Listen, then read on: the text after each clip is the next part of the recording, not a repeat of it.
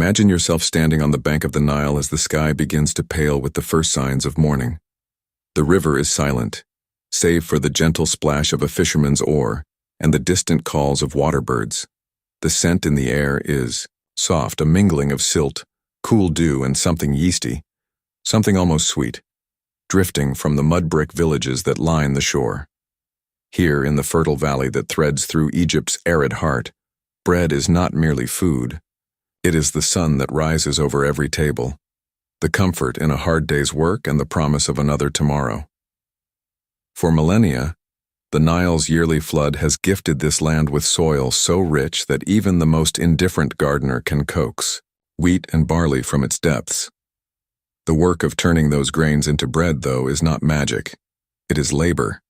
It is ritual. It is, in its own way, the quiet choreography that unites every villager from the humblest child to the greatest priest. You can almost see them now, barefoot children gathering dry reeds, old women stooping to sweep flour dust from narrow doorways, and men wrestling with clay jars full of water and chaff. The day begins early for everyone, but for bakers it starts in the indigo hush just before dawn. What was it like to wake as a baker in the earliest days of Egyptian civilization? Imagine the apprentice, his eyelids heavy with sleep, trudging to the bakery's simple hearth. The hearth itself, a shallow pit lined with stones, glows faintly from the coals left banked overnight. Beside it, a small heap of wheat and emmer waits, brought in by the household's farmers just after last year's harvest. Everything here is humble, recycled, and reused. The baskets that carry the grain were woven by hand, the millstones shaped and polished by the same strong hands that baked yesterday's loaves. There is a rhythm to the morning: sift, grind, mix, knead, rest, bake. It is a pattern as old as the floodwaters themselves. The grain is ground between two flat stones, one fixed, the other rotated by hand. This is slow work. Grit gets into the flour, leaving every loaf with the crunch of river sand. Sometimes, the miller pauses to rub his aching shoulders, watching the horizon for that golden line of light that signals the start of the real day. What made bread so essential in this world? Unlike fruit or fish, bread could last. It could be dried for long journeys or stored for the lean times that inevitably followed a poor flood. Bread was offered to the gods, buried with the dead, and traded in the markets of Thebes and Memphis. For the living, it was sustenance. For the spiritual, it was symbol, a promise of plenty, an offering to keep chaos at bay. The bakers themselves are respected, though they rarely grow rich. Their hands are thick with calluses, and their hair always carries the scent of smoke and yeast. In the hum of the workshop, there are few words. Instead, there is the music of flour falling, of dough slapping stone, of laughter echoing through the reed-thatched walls. Young apprentices learn to recognize the right feel of dough, the perfect thump of a finished loaf, and the fine balance of heat that can mean the difference between chewy crust and burnt offering. At the village bakery, bread is shaped, not by ambition but by need. There are flatbreads, round loaves, and even small cakes for special occasions. Some are simple discs, others stamped with the family's mark, a thumbprint or a swirl made by a bit of reed. For the wealthy, loaves may be sweetened with dates or honey.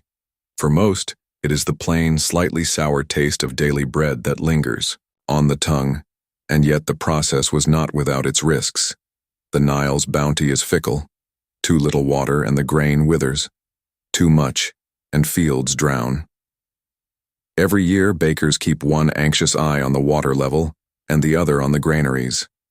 To run out of flour before the next harvest was to risk hunger, or worse, the shame of asking for help. Still, the bakery is a place of comfort, where the skills of the past are passed down in whispers and laughter. On some days, neighbors bring herbs or wild onions to flavor the dough. On others, the baker might trade a loaf for a handful of dried figs or a clutch of eggs. There are arguments over whose oven gets the best draft, whose flour is the finest, and whether the gods truly prefer flat loaves or tall ones. These are debates with no end and no clear winner. By midday, the village is alive with the smell of baking, warm, nutty, faintly sweet. Children run in and out, hoping for a scrap of dough to chew. The oldest villagers, seated in the shade, Recall days when bread was harder, the flour grittier, and the work even longer. Bread, in all its forms, ties the people of the Nile together. It is more than food. It is history, memory, and hope. Sliced fresh each morning, eaten with the fingers and shared with friends and strangers alike. But why did the ancient Egyptians favor date bread above all other types? Was it taste, tradition, or something far more practical, something buried in the delicate dance between sun, water, and grain? And how did the baker's humble craft evolve from these earliest days into the sophisticated art that would one day feed pharaohs and gods alike? As the morning matures, the air along the Nile grows heavy and warm. In the small, bustling bakeries that dot the villages, the gentle rhythm of grinding and kneading continues. But today, something extra finds its way into the dough. Dates, ripened to dark amber in the sun, harvested from the patient palms that have grown along these banks for generations. To understand why date bread became a fixture of ancient Egyptian life, you must look beyond the recipe, into the very soul of the land and its people. The date palm. Egypt's quiet provider. Walk along the riverbank and you'll see clusters of date palms rising against the blue sky.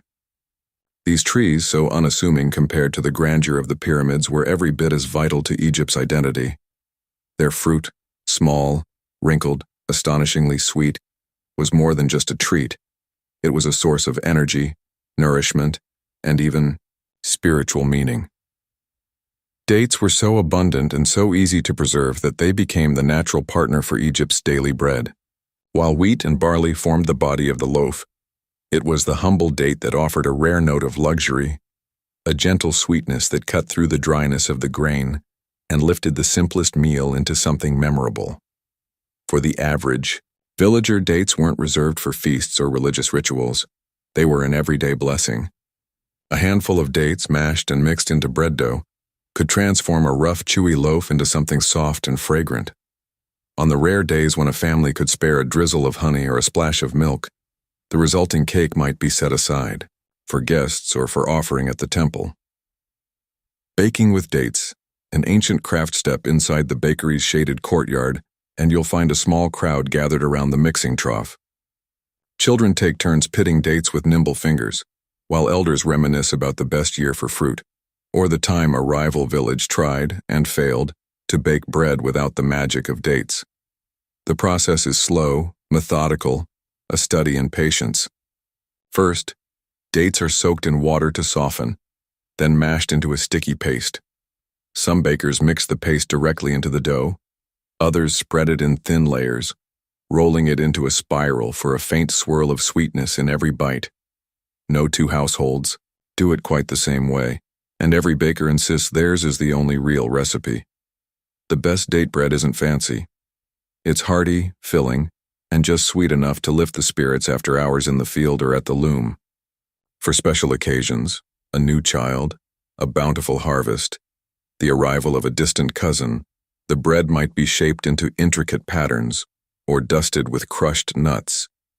But even the plainest round, baked in the smoky heat of the communal oven, carries the unmistakable perfume of dates and the memory of careful hands. Dates in ritual and belief. Bread in Egypt wasn't just food. It was a symbol of life, of community, of gratitude to the gods. The presence of dates elevated a simple loaf to something worthy of offering. In the cool shadow of the temple, priests arranged stacks of date bread as gifts to Osiris, god of the afterlife and rebirth. The sweetness was believed to please the gods and, more practically, to sustain the dead on their journey through the underworld. Bread and dates were often found among the burial goods of pharaohs and commoners alike. Wrapped carefully in linen, these offerings spoke of hope and affection, tokens left to ensure the deceased would want for nothing.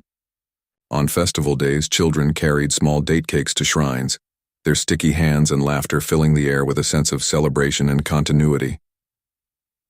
The social web of bread behind, every loaf of date bread is a web of relationships, a tapestry, woven from farmers, harvesters, bakers, and merchants. Villagers traded bundles of dates for pots, baskets, or a rare pinch of imported cinnamon. Bakers in larger towns sometimes specialized in sweet loaves, sending their wares upriver to the kitchens of minor nobles or the bustling markets of Memphis. Even in the humble setting of a village bakery, date bread fostered community. Women swapped recipes and seeds. Children competed to see who could pit the most fruit in an afternoon. During the annual flood, when fields disappeared beneath water and work came to a standstill, the shared act of baking date bread became a way to pass the time, to remind each other of resilience and to savor small luxuries even in uncertainty. A loaf for every occasion. Throughout the year, date bread marked the rhythms of life. There was the everyday round, chewy and wholesome, eaten with lentil stew or dipped in olive oil. There was the festival cake, shaped like a boat or bird, carried in procession and torn apart with laughter. And then there were the loaves that traveled, tucked into baskets for journeys by boat or camel, destined for family members far from home. Some recipes survived for generations, handed down through families. Others faded with the passing of a season, lost to memory but faintly preserved in the patterns of daily life. Through it all, the partnership of bread and dates endured, a quiet testament to Egypt's genius for turning what was humble and ordinary into something both sustaining and sacred. Change on the horizon, but as Egypt grew more prosperous and, as new ideas, grains, and flavors flowed into the land along the same river that gave birth to its bread, baking itself began to change. What would happen as professional bakers appeared in towns, as foreign spices arrived by ship, and as the traditions of the old villages faded into memory? Would the humble date loaf survive, or would it become another relic of a world slowly vanishing beneath the tides of progress? As the centuries slipped by, the villages along the Nile began to change. The world outside grew larger, more complicated. New rulers came and went. Pharaohs gave way to conquerors from the north and east, and then to the Greeks, the Romans, and beyond. But still, on any given morning, if you followed the gentle smell of yeast and fruit, you'd find someone, somewhere, shaping a loaf of bread with dates. Bread in an expanding world, Egypt's earliest bakers could hardly have imagined how their humble loaves would evolve. By the time of the Middle Kingdom, cities had grown. Markets swelled with people from distant provinces, each bringing their own tastes and customs. Bakers, once household servants or village artisans, sometimes became professionals running busy shops close to palaces, temples, or crowded squares. With prosperity came diversity. Grains from foreign lands, hard wheat from the Levant, unusual seeds from Libya, entered the Egyptian diet. New baking techniques arrived too. Finer sieves for flour, improved ovens with better airflow, glazes and garnishes that caught the eye. Spices like cinnamon, cardamom, and cloves, once so rare as to be mythical, made their way into both sweet and savory loaves, purchased by those who could afford such extravagance. Yet amid all this change, the simple bread of wheat and dates persisted. It was too practical, and too deeply woven into the fabric of daily life to disappear. In poorer quarters especially, where expensive imports were unknown, the same cycles played out. The sifting of flour, the sticky work of mashing dates, the shared heat of communal ovens, and the laughter that made even dull chores bearable. The decline of ancient traditions, the world kept turning. By the time Roman rule arrived, Egypt was famous for its grain, exporting vast quantities to feed other empires. The bakeries of Alexandria, Thebes, and Memphis were busy places, but the mood had changed. Some were grand, full of innovation. Others were tired, running on tradition and memory. The old rhythms, the harvest, the flood, the rituals, grew less predictable. Climate shifted. Some years brought lean harvests and empty granaries, and the bread shrank in size and generosity. Bakers adapted. They stretched flour with chaff, used less fruit, and sometimes, out of necessity, mixed in new ingredients to keep hunger at bay. Yet, in moments of feast or festival, the date loaf returned. It was served at wedding feasts, left at tombs, and eaten by workers and priests alike. It was present at the birth of children and the funerals of the old. For centuries, bread and dates continued to bind the people to each other and to the land, their taste inseparable from memory itself. Bread as memory, memory as survival. The story of Egyptian bread is not just about food, it's about survival, about adapting and enduring, about holding tight to small comforts in a world that is always shifting beneath your feet. In every generation, children learn to mash dates, to shape dough, to judge the heat of the oven. They inherited alongside these skills the wisdom of patience, thrift, and sharing. Bread was eaten in silence or amid laughter. It was broken, between friends or given to strangers. Sometimes it was the only thing left to offer when hope ran thin. Through wars, plagues, and droughts, the loaf remained. Even as Egypt became a crossroads of empires, even as gods and languages changed, the taste of wheat and dates lingered, soft, sweet, and comforting.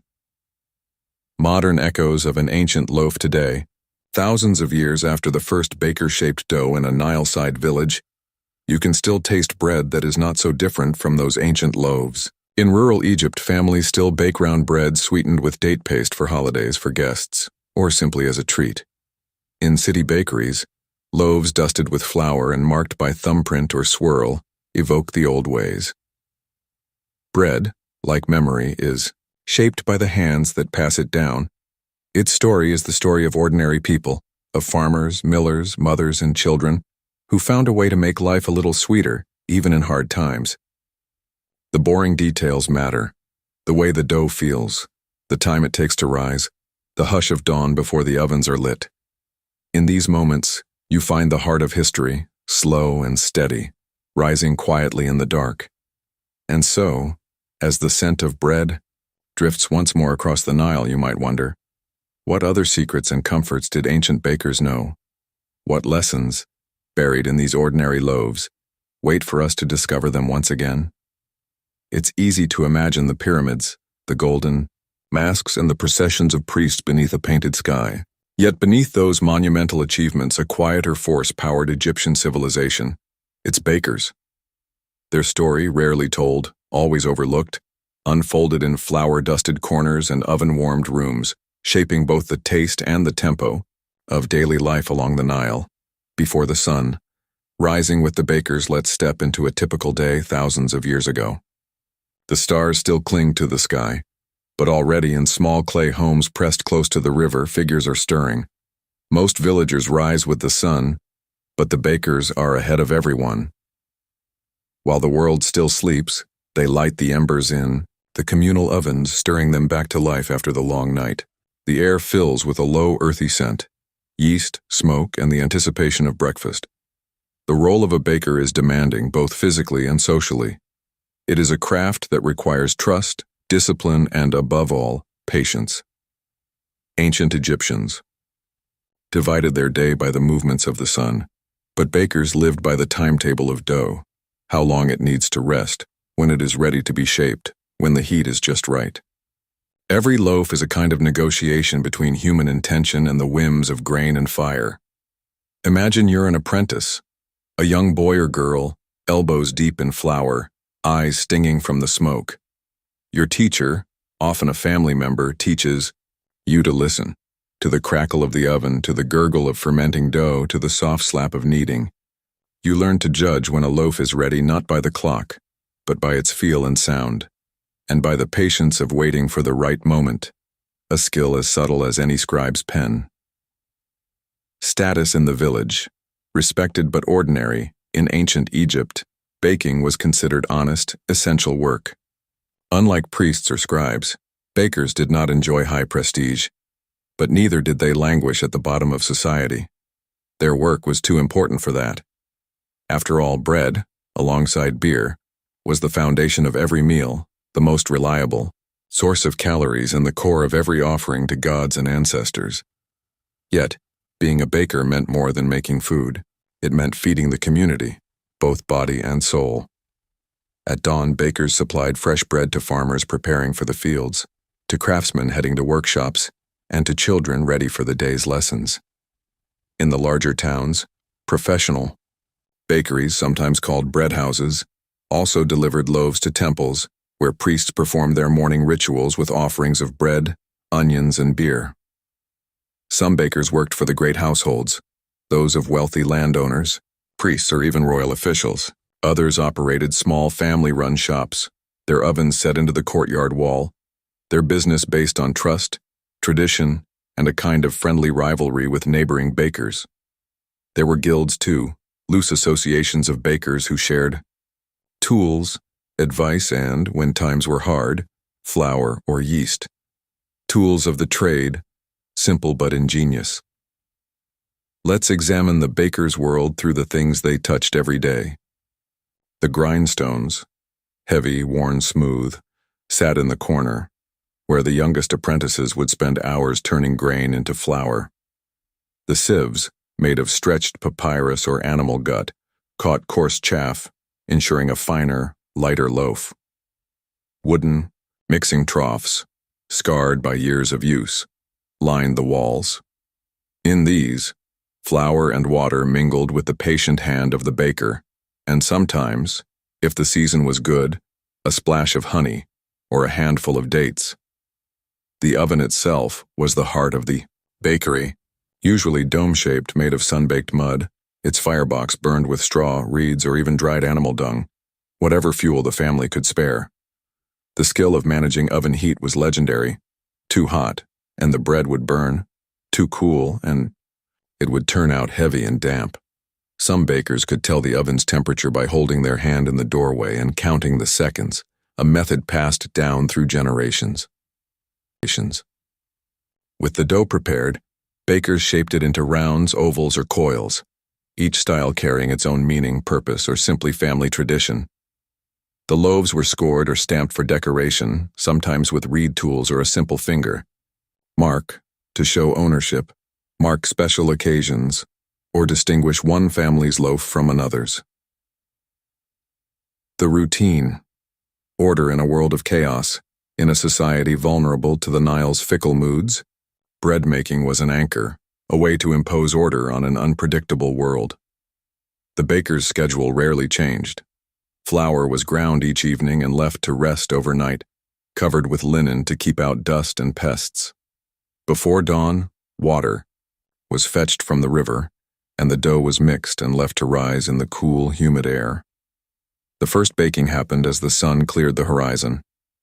By midday, the bakery was at its busiest, with villagers stopping by for their daily loaves. Bread was delivered, often by children, to the temple for morning offerings. Priests expected the freshest bread for their rituals, and a late or subpar delivery could mean lost favor or lost business. Bakers took this responsibility seriously, teaching their children not just to bake, but to be punctual, respectful, and honest. As the day wore on, leftover bread was sold at a discount, traded for other goods, or given to the poor. Some days, especially after a holiday or festival, there was little left at all. Reputation, scandal, gossip, and generosity. Because bakers held the power to feed or disappoint, they lived under constant scrutiny.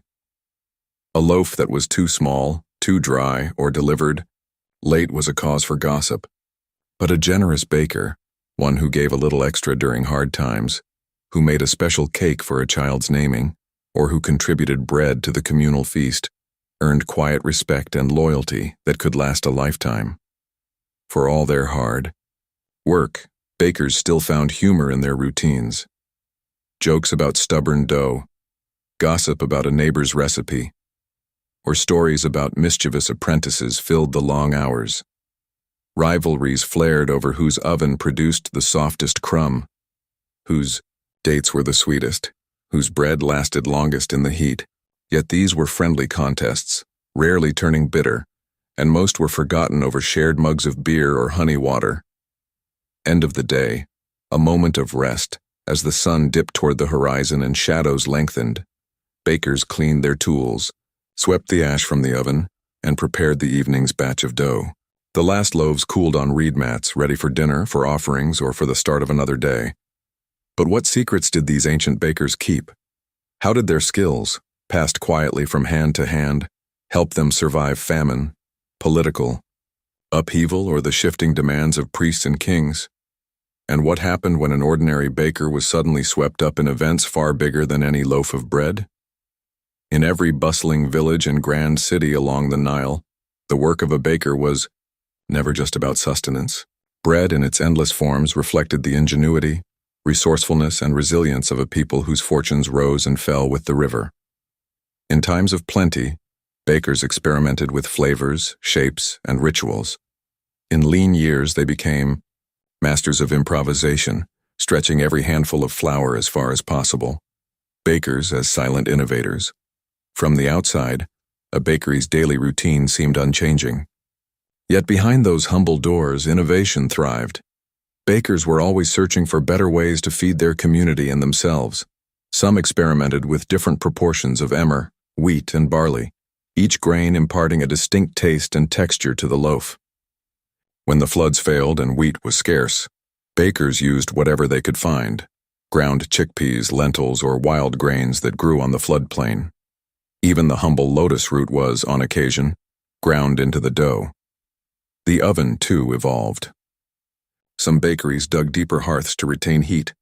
Others constructed clever vents to draw away smoke, making it possible to bake in the sweltering heat of summer without choking on fumes.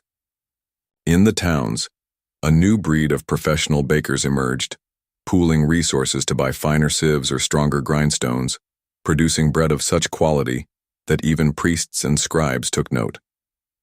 Specialization and social mobility. The best bakers, those with a knack for flavor, speed, or presentation, sometimes earned the patronage of local elites. In Thebes, Memphis, and other great centers, wealthier households employed their own bakers, who worked apart from the general staff and were given both trust and responsibility. With success came subtle shifts in status. A baker's child might be apprenticed to a scribe, or a daughter might marry into a family of temple musicians, opening doors to opportunities that would have been closed to their parents.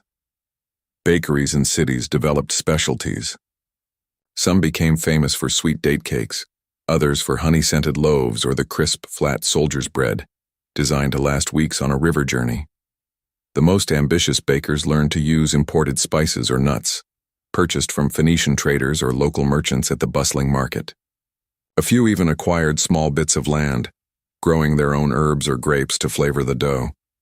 Still, most bakers lived humbly, their prosperity rising and falling with the quality of the harvest, the reliability of suppliers, and the fickle tides of local politics. Resilience in hard times. In Egypt, abundance and famine were two sides of the same coin. The river was generous, but the climate could be cruel. There were years when the Nile rose too high, washing away the precious topsoil and drowning the fields. Other years it barely rose at all, and the harvest failed. In such times, the skills of the baker were a community's last defense against hunger. Adaptation became the rule. Bakers learned to recognize edible seeds and wild plants that could supplement the flour. Stale bread was never wasted.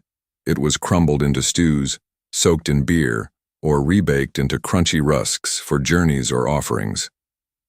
Some bakers secretly hoarded a bit of flour in a hidden jar, insurance against the leanest days, though the greatest respect was reserved for those who quietly shared their reserves with neighbors in need.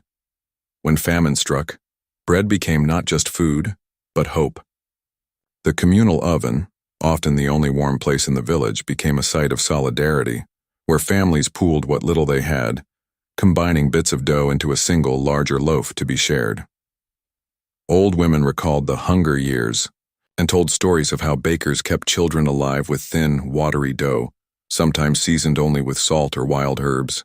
These stories, passed down through generations, were as much a part of the baker's craft as any recipe. Politics, power, and pressure. As the importance of bread grew, so did its ties to politics and power. Pharaohs understood that control over grain and bread meant control over people. During temple festivals, bakers were conscripted to produce thousands of loaves for offerings and feasts. When times were bad, the state sometimes seized flour from private bakeries to feed the poor, or to quell unrest. Bakers had to walk a careful line, appeasing temple officials and bureaucrats while maintaining the goodwill of their neighbors. Sometimes they were caught in the middle when rulers demanded quotas or issued new taxes on flour and ovens. A baker who failed to deliver the required bread could face fines or public humiliation, One who provided extra loaves to a local official might secure a bit of protection for their family. There are records, faint, faded, scratched into shards of pottery, of bakers who tried to cheat the system, stretching the flour with sand or chaff or hiding grain from the tax collectors. Most, however, simply did their best, trusting that their honesty and skill would see them through whatever storms the world sent their way. Secrets of survival. The true genius of the Egyptian baker was not in the grand loaves for Pharaoh's table, but in the thousands of small acts that kept communities alive. It was in knowing how to store grain so the rats couldn't reach it, how to coax flavor from tired ingredients, and how to turn a disaster into something just a little bit comforting.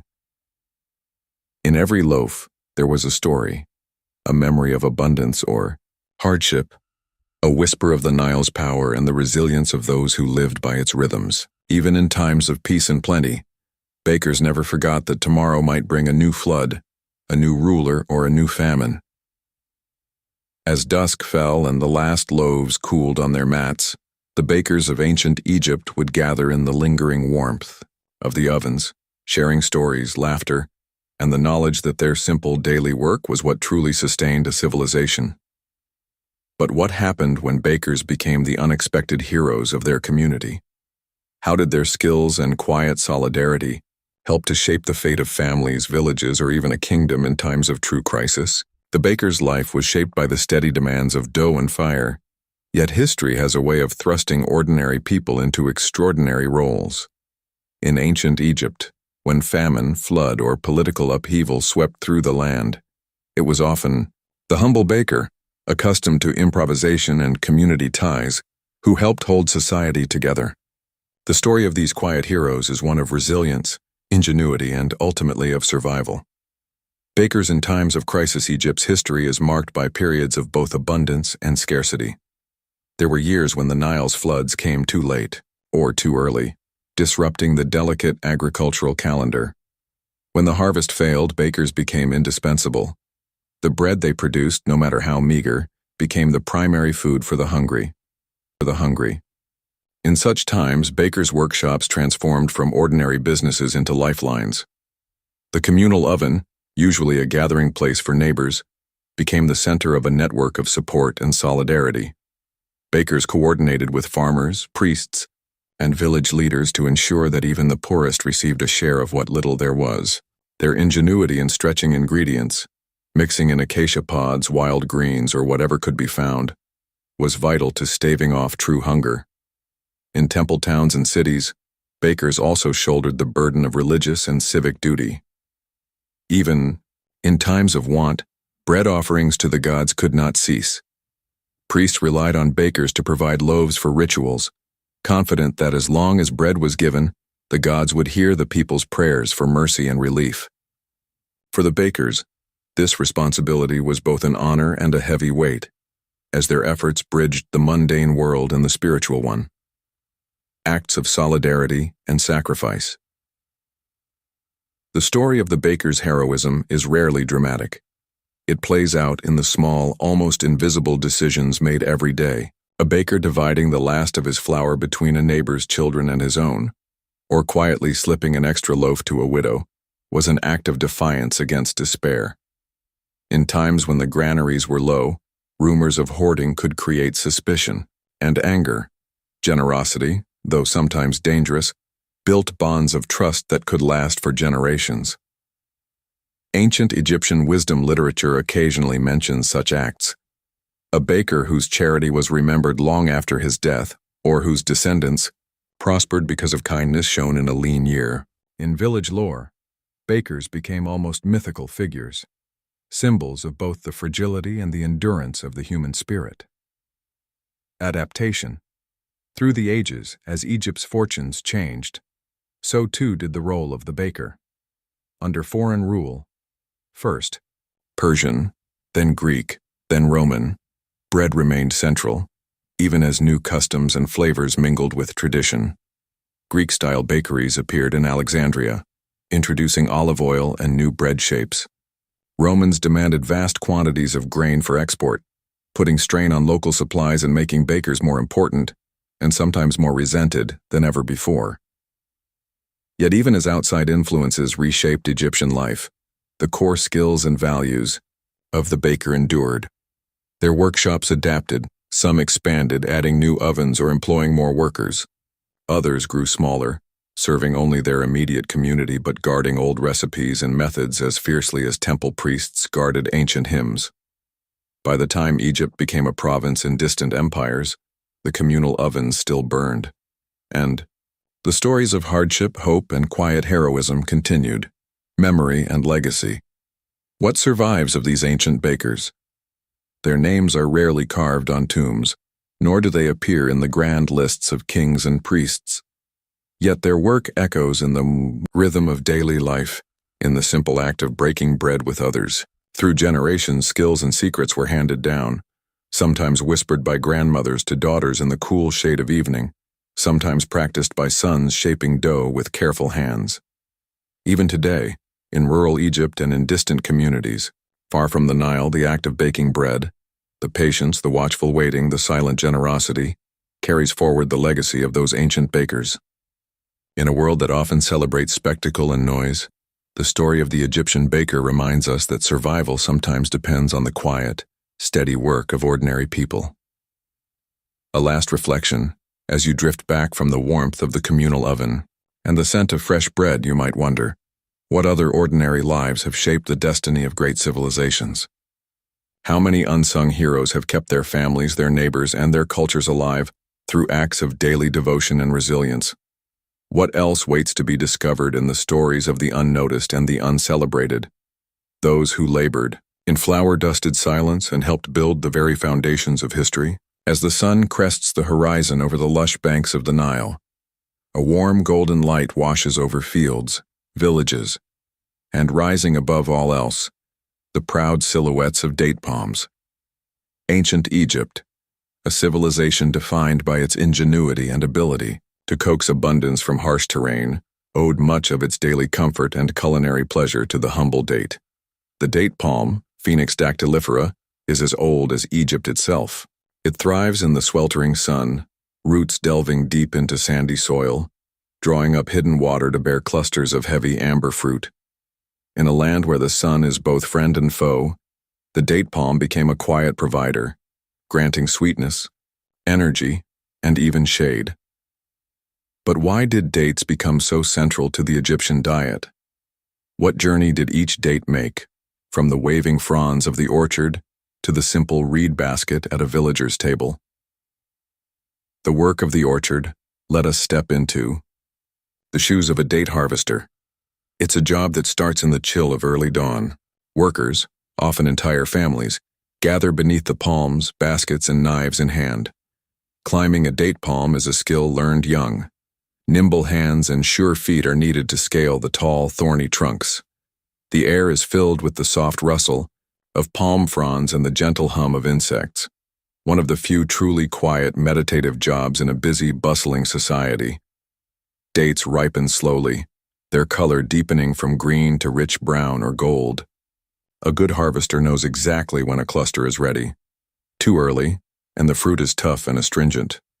Too late, and it risks spoiling on the tree. The best dates are picked just as they soften, sticky with natural sugars, almost melting to the touch. Once picked, dates are sorted. The finest are set aside for temple offerings or festive cakes. The rest will be dried in the sun, turning from juicy to leathery, their sweetness intensifying. Dried dates last for months, making them a vital reserve in times of scarcity or for long journeys along the Nile and beyond. Culinary staples and subtle luxury. In the ancient Egyptian kitchen, dates were everywhere. They sweetened bread dough, flavored stews, and provided quick energy for laborers and children alike. For the majority of Egyptians, sugar was unknown. Honey was rare and precious. The date was their sweet, a daily luxury that bridged the gap between necessity and indulgence. Even the most basic meal, a rough barley bread, some lentils or onions, was transformed with a handful of chopped dates. Wealthier households enjoyed date cakes soaked in wine or honey, spiced with imported cinnamon or cardamom when available.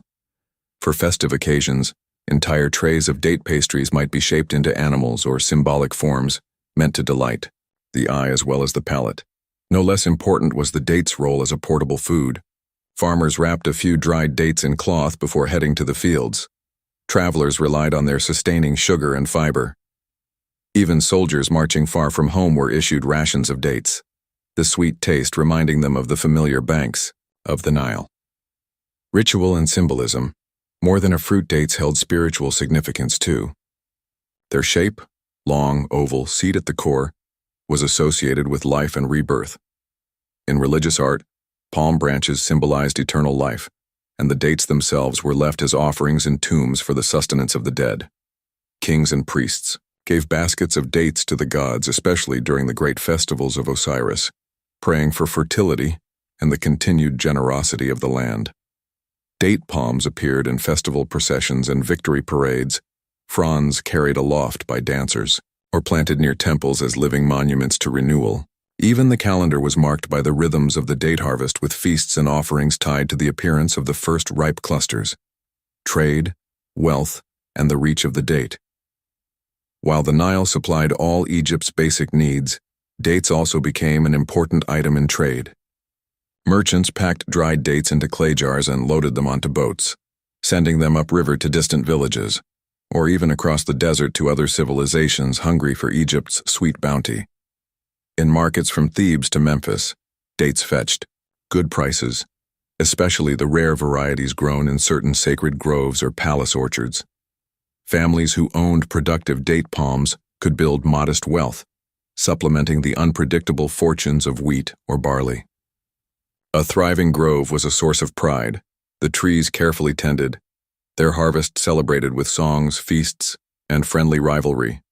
A community's sweet center, it's easy to overlook the quiet importance of dates in the grand sweep of history. But if you pause beside a village oven or watch a child savor a sticky handful after a day in the fields, you'll understand why dates were beloved. Not merely as food, but as a symbol of comfort, hope, and community. Yet, what challenges did date growers and bakers face as climate rulers and fortunes changed? How did they adapt when the harvest failed, or when new tastes and foreign goods arrived from distant lands? As the Nile's annual rhythm shaped the lives of all Egyptians, so too did it shape the fate of the date palm. There were years of gentle plenty when the river's waters rose just right, and the groves hung heavy with fruit. But there were also lean times, years of drought, flood, or pestilence, when every date became precious, and the resilience of both people and palms was tested. Drought and disaster, the test of survival. Imagine the air dry and sharp, the river a narrow ribbon in its bed.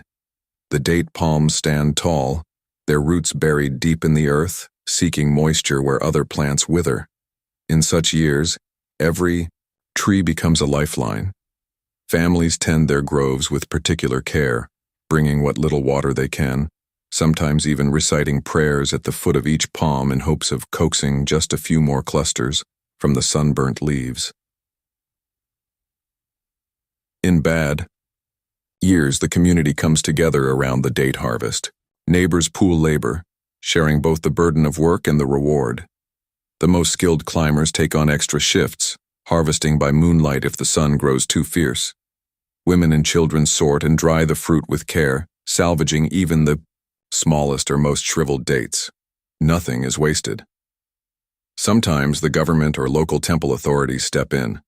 Officials keep careful records of each grove's yield, sometimes claiming a portion as tax or as an offering for communal feasts.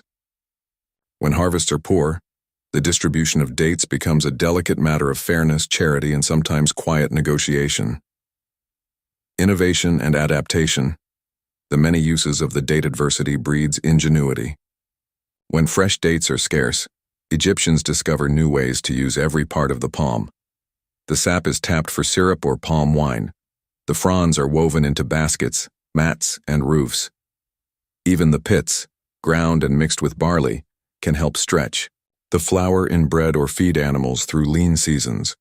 Cooks and bakers become resourceful. When there are not enough dates for everyone, recipes are stretched and adapted. A little honey to boost the sweetness, dried figs, or carob to supplement. The flavor, nuts or seeds to add substance. Each household has its own tricks, shared between generations in whispers and laughter. Innovation doesn't only emerge from hardship. As trade with neighboring lands increases, new varieties of dates arrive. Larger, sweeter, golden, or deep brown. Some groves become famous for their unusual fruit, attracting buyers from far afield and introducing rare luxuries to temple tables or royal kitchens.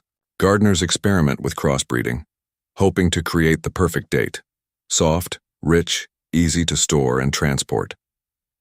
Changing tastes and the challenge of novelty. Egypt's tastes evolve with its fortunes. As the empire expands and new ingredients arrive from across the Mediterranean, the kitchen becomes a place of both tradition and change. Foreign spices, cinnamon, cardamom, even pepper, find their way into date cakes and breads, bringing new flavors to old recipes. The wealthy begin to demand ever more elaborate sweets, dates stuffed with nuts, dipped in honey, or layered into intricate pastries. Street vendors offer quick treats to passers-by in the busy markets of Memphis or Thebes, and traveling bakers set up shop near the river docks, tempting sailors and traders with the promise of sweetness to break the monotony of travel.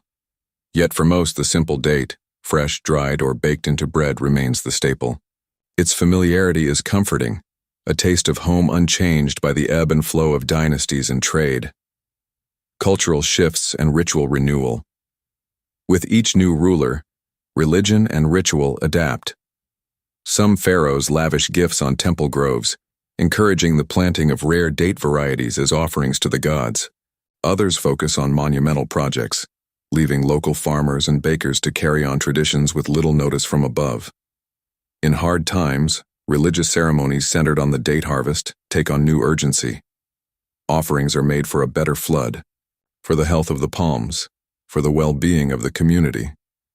Priests record dreams and omens, interpreting the success of the date crop as a sign of favor or warning from the gods.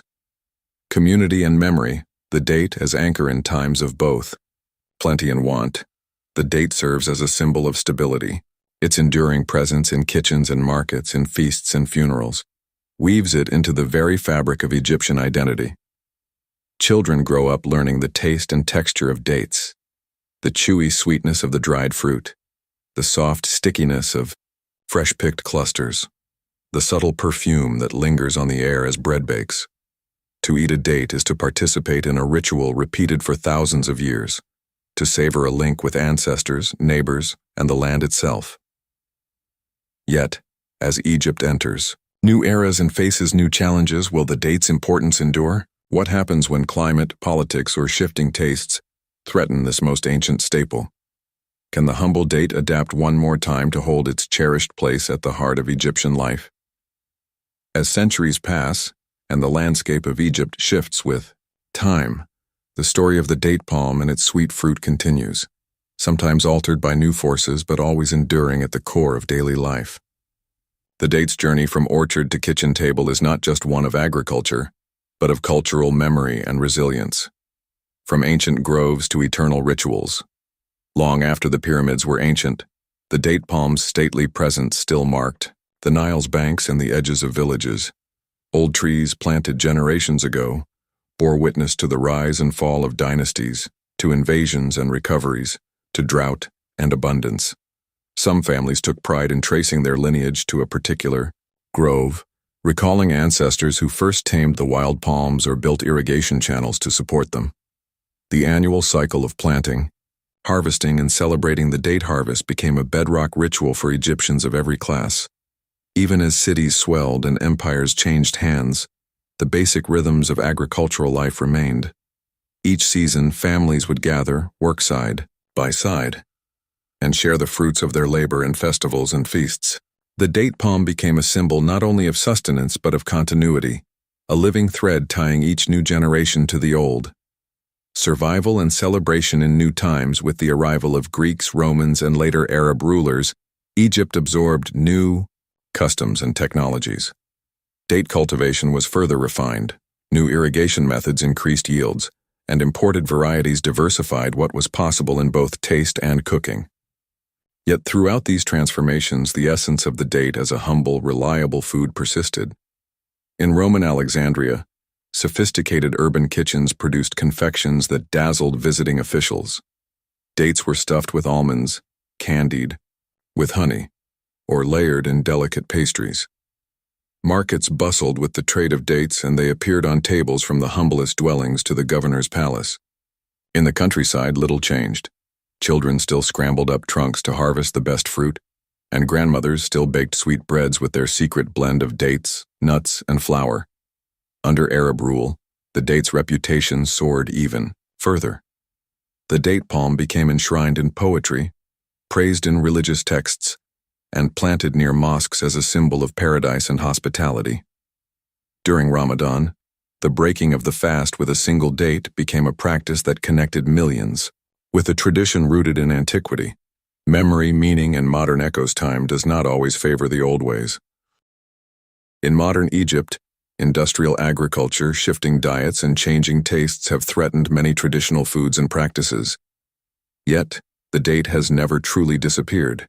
Instead, it has quietly adapted, remaining a vital part of Egyptian cuisine and culture. Visit a village today, and you might still find a family gathering in the shadow of date palms, passing baskets of fruit at a festival or baking bread according to ancient patterns. In city markets, dates are sold fresh or dried, plain or filled with nuts, much as they have been for centuries.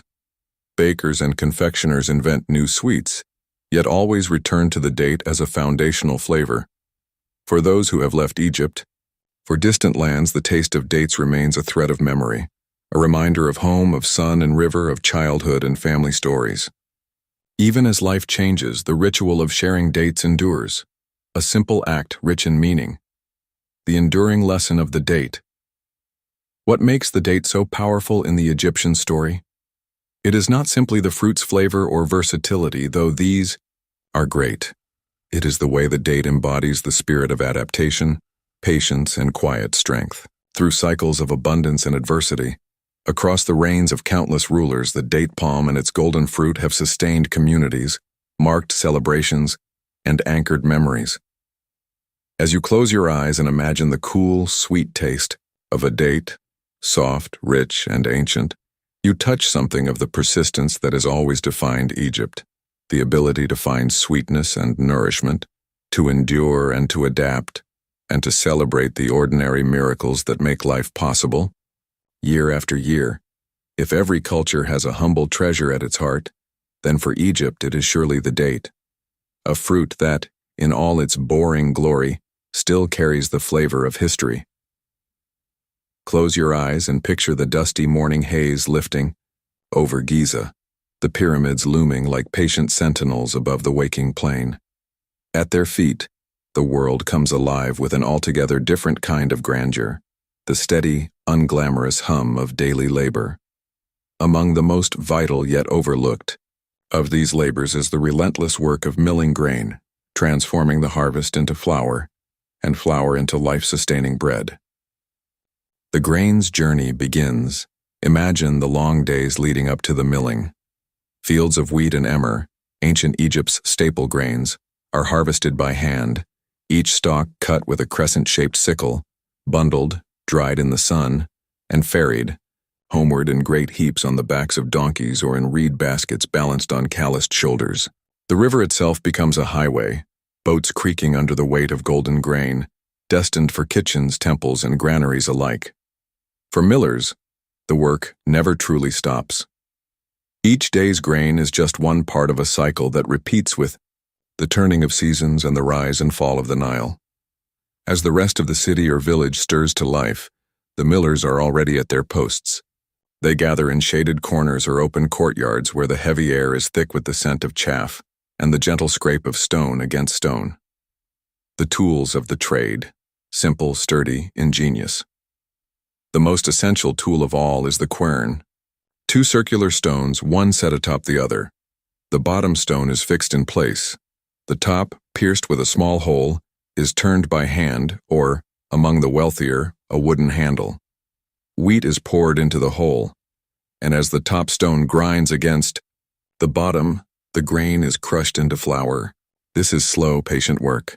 The rhythm of grinding becomes a kind of music, rough, deliberate, repetitive, a song that is as much a part of Egypt's soundscape as birdsong or the river's rush. In some larger estates or temples, animals, donkeys, or oxen may be yoked to turn a massive millstone, easing the backbreaking labor. Yet for most, milling remains an intimate communal effort. Families gather in the cool of dawn or the shade of late afternoon. Children take turns at the handle, learning the trade through tired arms and laughter. Women sift the finished flour, separating it from the chaff, while men repair the stones or fetch fresh grain from the storehouse. The social center of the village, the mill is more than just a place of work. It is a crossroads of community life. Gossip and news pass between neighbors as surely as the flour sifts through their fingers. Here, marriages are discussed, disputes are settled, and bargains are struck. In a world where letters and formal records are rare, the humble mill is a hub of oral tradition, where knowledge, recipes, and even songs are shared. The importance of flour is never questioned. Without it, the baker's oven would be cold, the priest's offering incomplete, and the family meal little more than a memory. Millers are respected for their skill and strength, though theirs is a reputation built on reliability rather than wealth or glory. To run short on flour is a minor catastrophe. To deliver it pure and on time, a source of quiet pride. Daily rituals and the lessons of patience. To an outsider, the work may seem tedious, endless turning, sifting, and lifting. Yet, for the Egyptians who live by it, milling is a lesson in patience, in the subtlety of touch and timing. A skilled miller knows by the weight of the stone and the feel of the flour when the grind is right. They watch the weather, the river's mood, and the shifting seasons, adjusting their routine in harmony with the natural world. Children are taught early to respect the process. The first time a young apprentice tries to turn the stone alone is a rite of passage, celebrated, joked about, and remembered for years. There are tales of the singing stones that produce the finest flour, or of the stubborn mill that resists every hand except the grandmother's. Unseen challenges and enduring wisdom. But what happens when the harvest is poor, when the stones grow dull, or when demand outpaces supply? How do millers cope with the wear and tear of constant use, or with the politics of grain taxes and temple quotas? And what is it like to labor day after day in the shadow of the pyramids, surrounded by greatness but devoted to the most humble of tasks? As the millstone turns and the day brightens, the promise of bread and of life itself rests in the hands of those who keep the flour flowing. Yet behind every sack of meal is a story of ingenuity, community, and the quiet dignity of daily work. While the morning sun bakes the limestone faces of the pyramids, life in the miller's world unfolds at a slower, grittier pace. Milling is not merely routine. It's a dance with adversity, a daily test of resourcefulness. For millers and their families, each sack of grain is both a gift and a burden, an opportunity to nourish but also a challenge that demands endurance, cleverness, and sometimes compromise. Scarcity and the art of stretching supplies, Egypt's landscape, so generous in good years, can turn fickle when the Nile's flood is weak or delayed. In lean times, granaries empty more quickly than they fill, and the millers are among the first to notice the tightening grip of scarcity. The work changes. Less grain to grind means more careful accounting, longer days spent coaxing every last kernel into flour, and a communal awareness that waste cannot be tolerated. During shortages, millers must become creative. Grain that would have been considered subpar in a good year, smaller kernels, rougher chaff, or even wild grasses, gets milled into the mix. Families bring whatever they have, and millers find ways to stretch rations, mixing wheat and emmer with barley, or even with ground lentils or beans. The resulting flour is coarser and less sweet, but it keeps hunger at bay. Sometimes the government intervenes, especially in large cities. Officials may set quotas or requisition a share of all flour for distribution to the poor, the temples, or the workers on royal projects. For a village miller, this means not just meeting the needs of the neighbors, but also balancing the demands of distant bureaucrats, often with little thanks and under constant scrutiny. Maintenance and invention. Keeping the millstone, turning milling, is hard on tools, and a dull or cracked stone can bring production to a halt. In villages, skilled stonecutters are valued partners to millers, called upon to repair, reshape, or even replace the precious millstones. Repairs are made with what is available: wooden wedges, smoothed bits of pottery, and sometimes just clever engineering and hope. There are stories of millers inventing new tools from broken pieces, adding small grooves to worn stones to increase friction, or devising new ways to harness donkey or oxen power when human arms grow weary. In busy towns, competing millers occasionally pool resources to purchase or maintain the largest communal mills, sharing both the benefits and the risks. Children, too, become inventors in miniature, tying ropes to the mill handle to help turn it faster, or fashioning miniature mills from pebbles and discarded pottery to mimic the adults' work. Community under pressure, conflict, and cooperation. The strain of scarcity sometimes breeds tension. Accusations of unfairness or favoritism can arise if a family's flour runs short, or if the quality of the miller's product declines. Arguments flare at the mill over whose grain is ground first, whose flour is purest, or whose children helped the most. At times, rivalries spill into gossip or even feuds. Yet, more often, adversity strengthens bonds. Neighbors organize extra shifts at the mill, share meals, and watch over each other's children. On festival days, even in hard years, people pool grain to ensure everyone gets a small loaf. Stories circulate of millers who, remembered for generosity, quietly set aside flour for the sick, the elderly, or those who had nothing left to trade. Temples and religious leaders often play a role in maintaining peace, stepping in to mediate disputes or organize fair distribution. Ritual offerings at the mill, grains of barley, sprigs of herbs, or a whispered prayer, become especially meaningful in difficult seasons, connecting the community to a sense of hope and endurance. Lessons learned from stone and grain for the miller. Each challenge brings new wisdom. Experience teaches when to risk grinding older grain, how to keep stones sharp with limited resources, and how to mend the inevitable quarrels that erupt in stressful times. Even the youngest children, watching from the sidelines, learn lessons in patience, thrift, and the gentle art of making do. As the afternoon sun slants across the fields and the hum of the millstone slows, families carry home sacks of flour, some light, some heavy, all hard-won. The village, though tired, is sustained by the invisible labor of those who kept the stones turning. But what happens when technology changes, or when distant rulers introduce new demands, taxes, or innovations to the ancient art of milling? How do millers adapt to a world where the balance of power, tradition, and necessity is always shifting? As the golden light of evening spills across the fields, the world of the miller remains both ancient and subtly changing. For centuries, the steady work of grinding grain by hand or with the help of animals provided the literal and symbolic foundation of Egyptian life. But no tradition is immune to the tides of history, and even the slow, rhythmic pulse of the millstone could not hold back innovation, authority, or the creeping ambitions of empire. A technological turning point change often arrived quietly at first: a new tool in a neighbor's courtyard, a rumor carried downriver, a trader's boast at the city market. The introduction of larger, more efficient rotary mills, powered by teams of oxen or even water wheels, began to alter the landscape of milling. These innovations could grind more flour in less time, producing a finer and more consistent product. Wealthier estates and temples were the first to adopt these advancements. Soon, ambitious millers who could secure the resources built larger communal mills, attracting more customers and consolidating their influence. For the small, traditional miller, these changes were both opportunity and threat: adapt and thrive, or risk being left behind. The new technologies demanded new skills. Maintaining complex machinery meant learning from craftsmen and engineers, or even hiring outside help. But for those who mastered the innovations, the rewards could be great: more grain milled, more bread baked, and a greater role in both the economy and the social life of the community.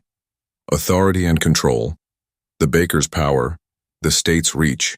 With greater output came greater attention from the state. Pharaohs, priests, and later foreign rulers understood the power that came with controlling Egypt's food supply. Grain and flour became political tools, taxed, stored, distributed, or withheld as the authorities saw fit. Official quotas were established, inspectors dispatched, and records meticulously kept. The miller's reputation, once measured by skill and reliability, now hinged also on navigating bureaucracy, appeasing officials, and keeping careful accounts. Some flour was earmarked for temple offerings, some for the state granary, some for market sale. The threat of confiscation, penalty, or even public disgrace loomed for those who failed to comply. Yet despite the increasing complexity, the core role of the miller endured. Even as they became small cogs in the machinery of empire, millers remained vital intermediaries, connecting farmers, bakers, temple officials, and everyday families. Shifting traditions and the persistence of community, old habits and rituals, did not disappear overnight. In rural villages and small towns, hand-turned querns still worked alongside the newer mills, especially when official scrutiny waned or the demands of a festival outpaced technology. During religious holidays, it was still common for families to bring grain to the communal mill, marking the occasion with music, laughter, and a sense of shared labor. Millers continued to pass down knowledge: how to repair a cracked stone, which flour was best for festival bread, how to balance the needs of many when times were hard. Children learned not only the physical techniques but also the softer arts: negotiation, compromise, generosity, and respect for the unseen effort behind every loaf. The story of milling flour in the shadow of the pyramids became a story of balance between old and new, individual and community, necessity and tradition. Millers became quiet guardians of both practical skill and cultural continuity, the enduring legacy. As the centuries rolled on, the pyramids weathered storms and invaders, their stones still standing while dynasties fell. Likewise, the work of the miller endured, sometimes transformed, sometimes unchanged. Even in modern times, echoes of the ancient miller's world survive. In the smell of fresh flour, the shared effort of making bread, and the rhythms of village life. Behind every loaf of bread, there is a long line of unseen hands, harvesting, grinding, sifting, shaping, each connected to the next by tradition, memory, and the unbroken cycle of sustenance. The humble miller, with dust on their arms and patience in their heart, remains a symbol of the quiet resilience that has always been Egypt's true foundation. As night settles and the fields fade to silver, you might ask, what other boring tasks lost in the sweep of history have quietly shaped the rise and fall of civilizations? And how many stories like those of the millers beneath the pyramids still wait to be told by the gentle grind of daily life?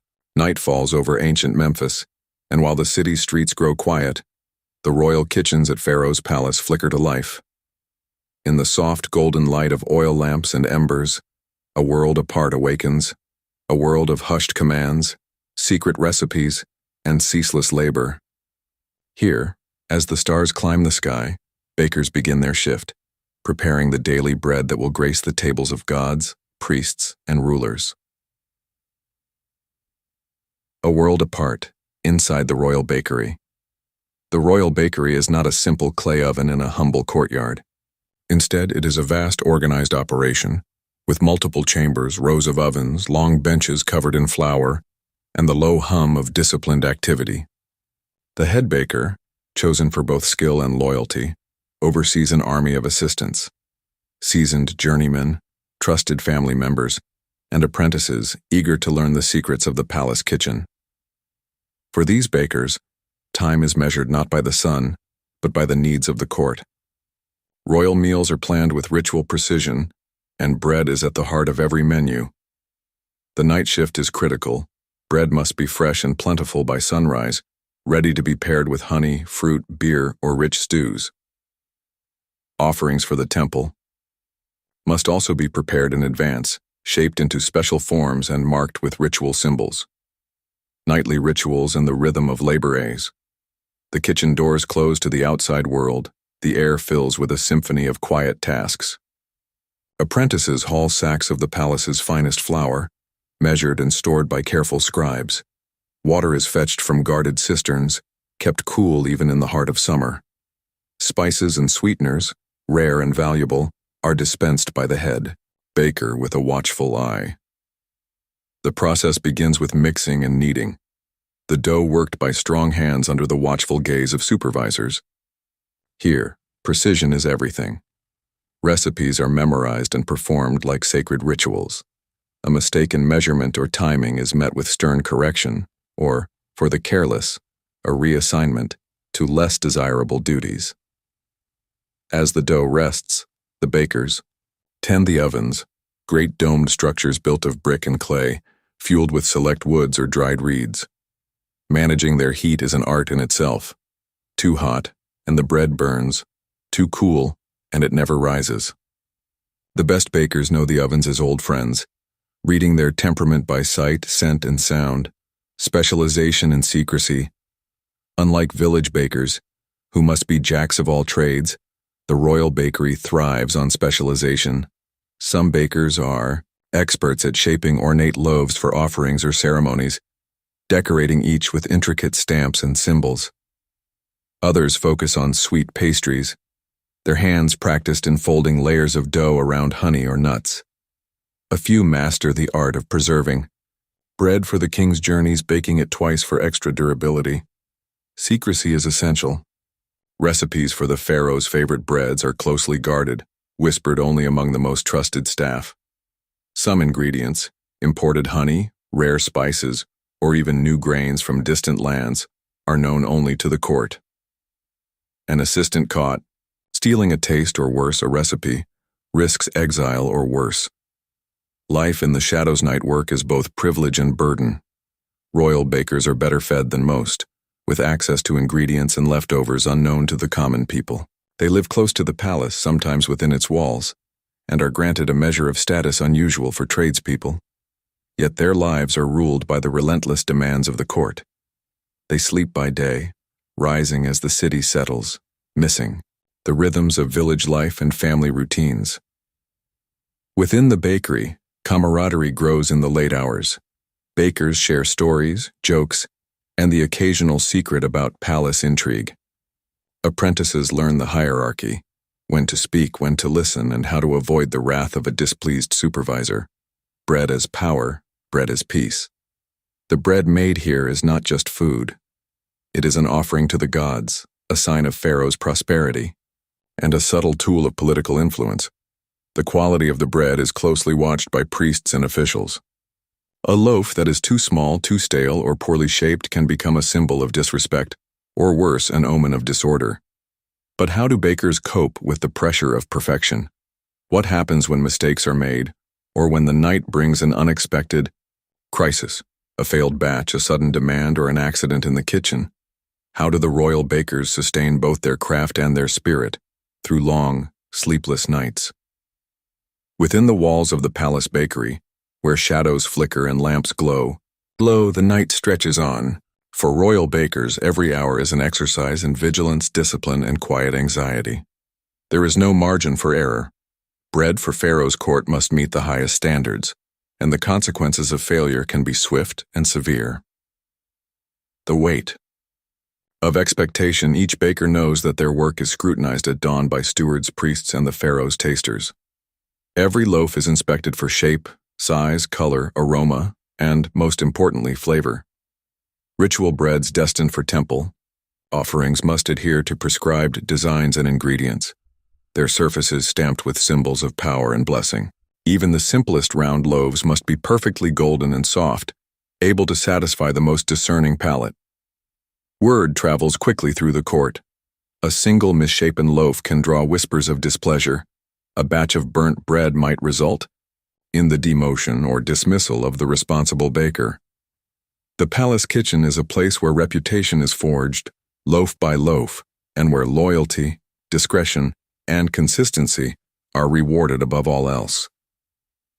Dealing with mistakes and mistakes, though rare, are inevitable. A forgotten batch can go sour. A young apprentice might misread a recipe or overheat the oven.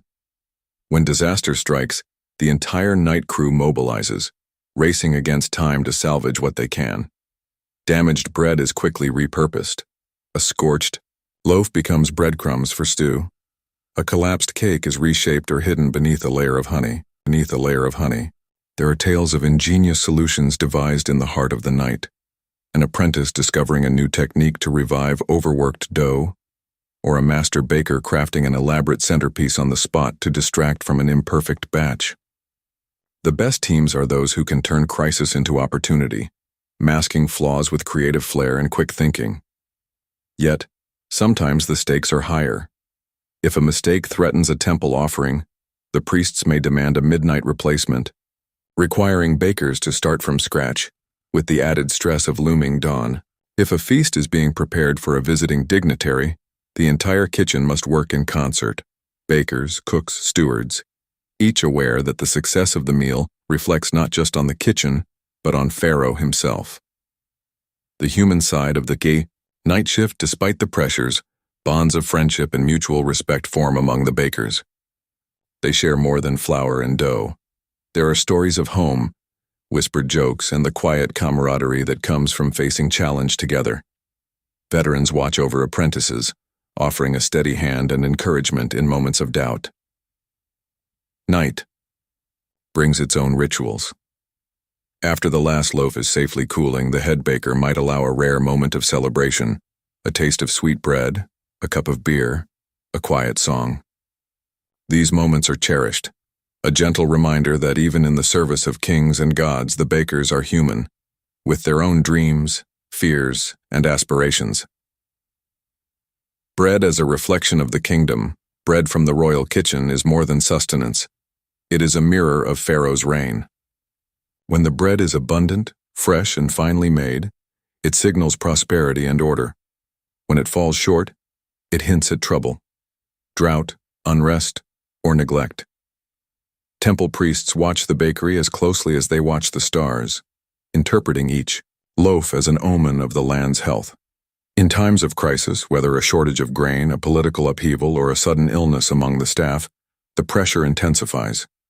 The head baker must manage not only the logistics of supply and demand, but also the morale of his team, the shifting requirements of court rituals, and the ever-present scrutiny of palace officials. Adapting in the face of change, there are times when innovation becomes necessary. Perhaps a shipment of honey fails to arrive, or a new type of grain is introduced from abroad. The best bakers are those who can adapt, experimenting with substitutes and new techniques without ever compromising quality. Occasionally, the kitchen is visited by foreign dignitaries, ambassadors from Nubia, Libya, or the Hittite lands, each with their own tastes and preferences. The palace bakers must learn quickly, blending Egyptian tradition with foreign ingredients, striving to impress without losing the essence of their craft. Night's end, a glimpse of light, as the eastern sky pales and the sounds of the waking city filter into the kitchen. The night shift nears its end. The last loaves are pulled from the ovens, the surfaces dusted with flour, the benches cleaned. The head baker inspects the results, sometimes with a nod, sometimes with a frown, always with an eye for what tomorrow will bring. In these quiet moments before dawn, the bakers gather their tools and, if fortune smiles, share a last bite together. The work of the night is done, but its legacy will linger throughout the day, in every meal, every temple ritual, every moment of Pharaoh's peace. Yet what becomes of these night bakers beyond the palace walls? How do their skills and reputations shape their lives and the fate of their families? And what stories, whispered in the cool shadows of the kitchen, survive the turning of dynasties in the shifting sands of time? As dawn creeps through the columns of Pharaoh's palace, the last embers fade in the great ovens, and the night shift ends. Yet, for the royal bakers, their story does not simply pause with sleep. It stretches onward, woven into the very fabric of Egypt's history, touching lives far beyond the kitchen walls, a heritage of skills and secrets for those who bake. For Pharaoh, mastery is not simply a matter of technique, it is a legacy. Recipes passed from one generation to the next are closely guarded within families and trusted circles. The mark of a great palace baker is not just a golden crust or delicate crumb, but a silent understanding of ritual, season, and the tastes of both gods and kings. Some bakers remain in the royal kitchens for life, their names known to only a handful. Others eventually leave the palace, carrying their hard-won skills to smaller households, temples, or even distant cities. In every case, their experience shapes the bread traditions of Egypt. A distinctive loaf from the court, braided, stamped, or spiced in a particular way, may one day appear in a merchant's stall or at a wedding feast, spreading a taste of palace luxury into the everyday world. Social mobility and quiet influence service in the palace kitchen, though exhausting, can be a rare path to social mobility. A baker who earns the trust of the head chef or a member of the royal household might receive gifts, land, or a good marriage for a daughter or son. Sometimes a clever apprentice catches the eye of a court official, gaining opportunities denied to most commoners. In this way, the skills honed in the hot, shadowy kitchens echo outward, quietly shifting destinies and shaping the stories of families for generations. Within the palace itself, bakers become confidants, sometimes overhearing or witnessing the private dramas and intrigues of court life. The kitchen, though removed from the throne room, is a crossroads of information and rumor. Those who are wise keep silent, learning which secrets are safe to share and which must be locked away, lest they bring trouble to themselves or their kin. Ritual, reputation, and the thread of tradition. No matter how high they rise, palace bakers are forever linked to Egypt's cycles of ritual and renewal. Their loaves feature in religious ceremonies, state banquets, and festivals. Even in times of mourning or political unrest, the offering of bread remains a symbol of continuity, a reassurance that life, like the bakery's daily routine, will endure. Over time, certain families of bakers become renowned. Their names, recorded in scribes' ledgers or spoken by priests, carry weight in both kitchen and community. Elders tell stories of ancestors who baked for great pharaohs, who invented a new shape or flavor that won a blessing from the gods. These stories become a source of pride, a link to a heritage larger than any one loaf or shift. Life after the palace echoes across the land. When a baker leaves palace service, whether by choice, age, or circumstance, they carry with them the habits and precision of the night shift. In village bakeries, their presence elevates standards and inspires apprentices. Their bread is said to be softer, their ovens hotter, their rituals more exact. Some are called to train the next generation, ensuring the secrets of royal baking are never lost. Others settle into quieter rhythms, their palace years becoming stories shared at twilight, when the day's work is done, and the smell of bread drifts on the evening breeze. Neighbors and family listen, sometimes skeptical, sometimes in awe. The lessons of the palace, the importance of teamwork, the need for patience, the pride in a perfect loaf, take root in distant kitchens and new communities.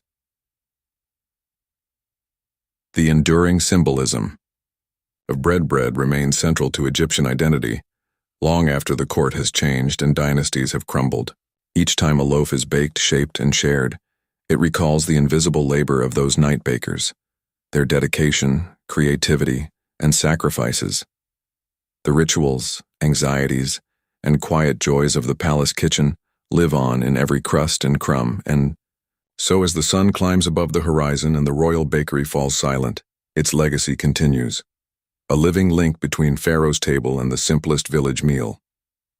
The story of the night bakers is a reminder that sometimes history's most enduring influences come from those whose names were never carved in stone, but whose hands helped feed a civilization.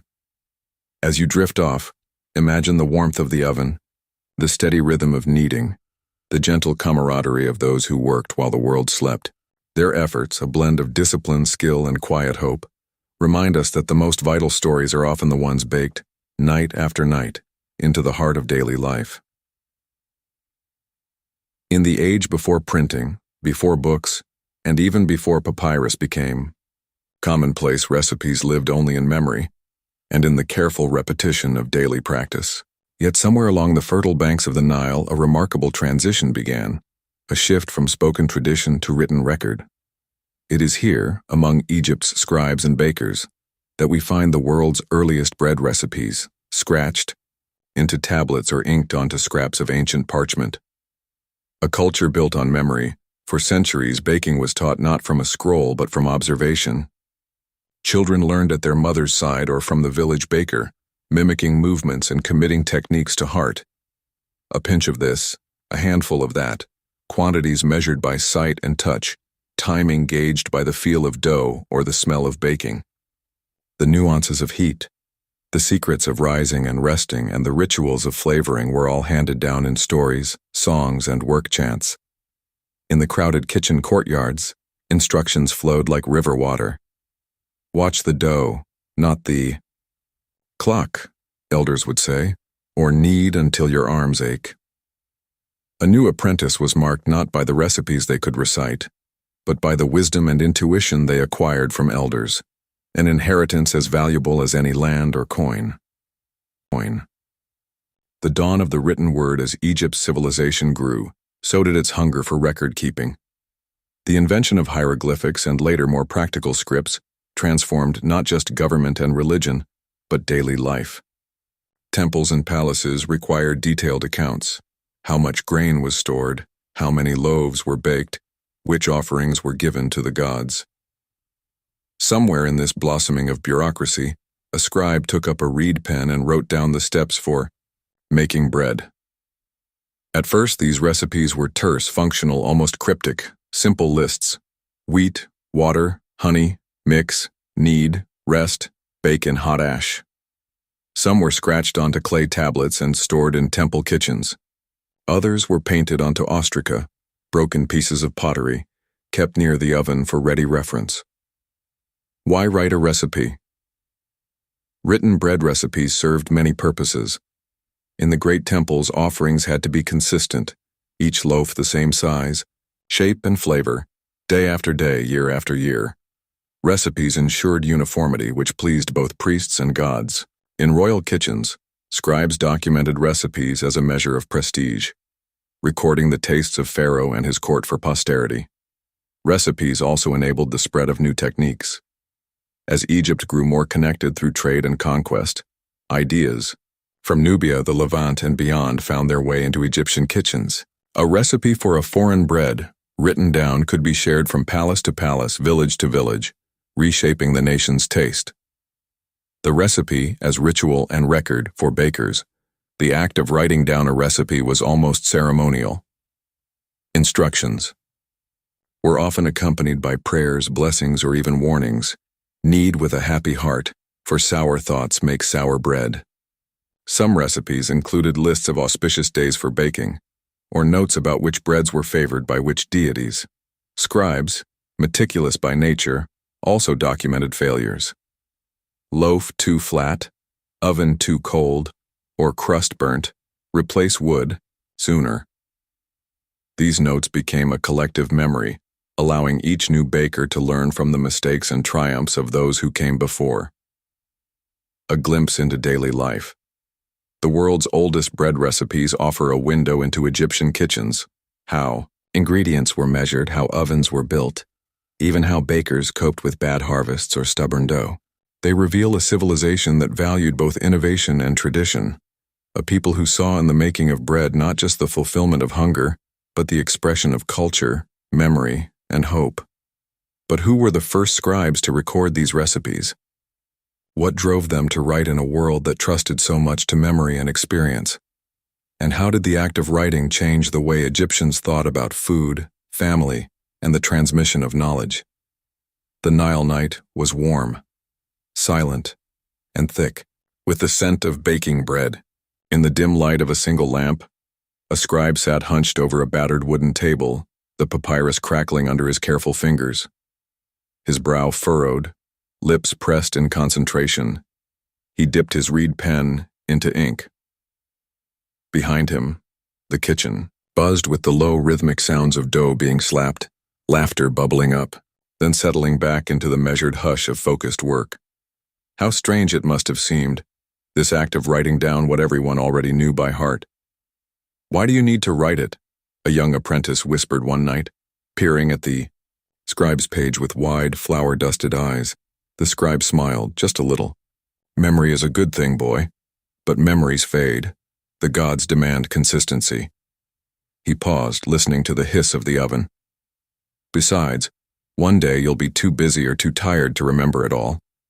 You'll be grateful for this list when the world is noisy and your mind is full. Sometimes the recipes were more than instructions. They became confessions, complaints, even prayers scribbled in the margins. If the dough won't rise, sing to it. If it is too dry, remember to laugh. There were angry marks, crossed-out failures where a baker had burned the loaf for the third time that week. Oven too hot, foolish apprentice. For those who couldn't read, the recipes were still a kind of magic. This is the one Pharaoh likes, an old baker would say, tapping a smudged cymbal with a floury finger. And this was my mother's. Look, see how many times it's been touched? That's love, not just flour. The power of writing became real during times of trouble. Imagine a year of poor harvest. The granaries are nearly empty, and spirits are low. The baker, desperate to stretch what little is left, reaches for a battered shard of pottery, a recipe from years before, written by another hand in another famine. Add beans, grind finer, let rest longer. The advice saves not just bread but pride. The baker breathes easier. He smiles for the first time in weeks. Recipes also traveled, carried by visiting traders and wandering priests. In a crowded kitchen, an excited voice would call out, "Listen, this is how they do it in the north. Honey first, water second."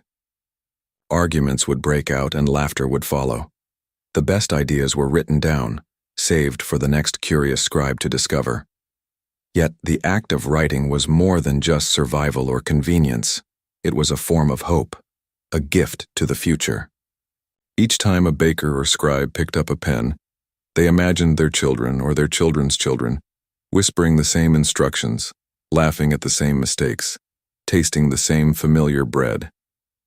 "This loaf," a grandmother would say, passing down a recipe, "tastes just like the one my father made back when I was small. Try it, you'll see." Still, not every baker trusted the new ways.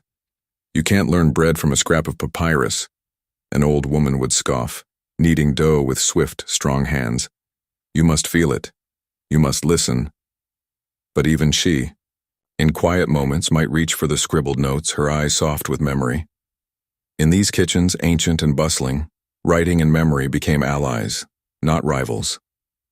Together they preserved not just the taste of bread, but the taste of belonging, the warmth of home, the stubborn, sustaining hope that tomorrow, no matter what the Nile might bring, there would always be bread for the table.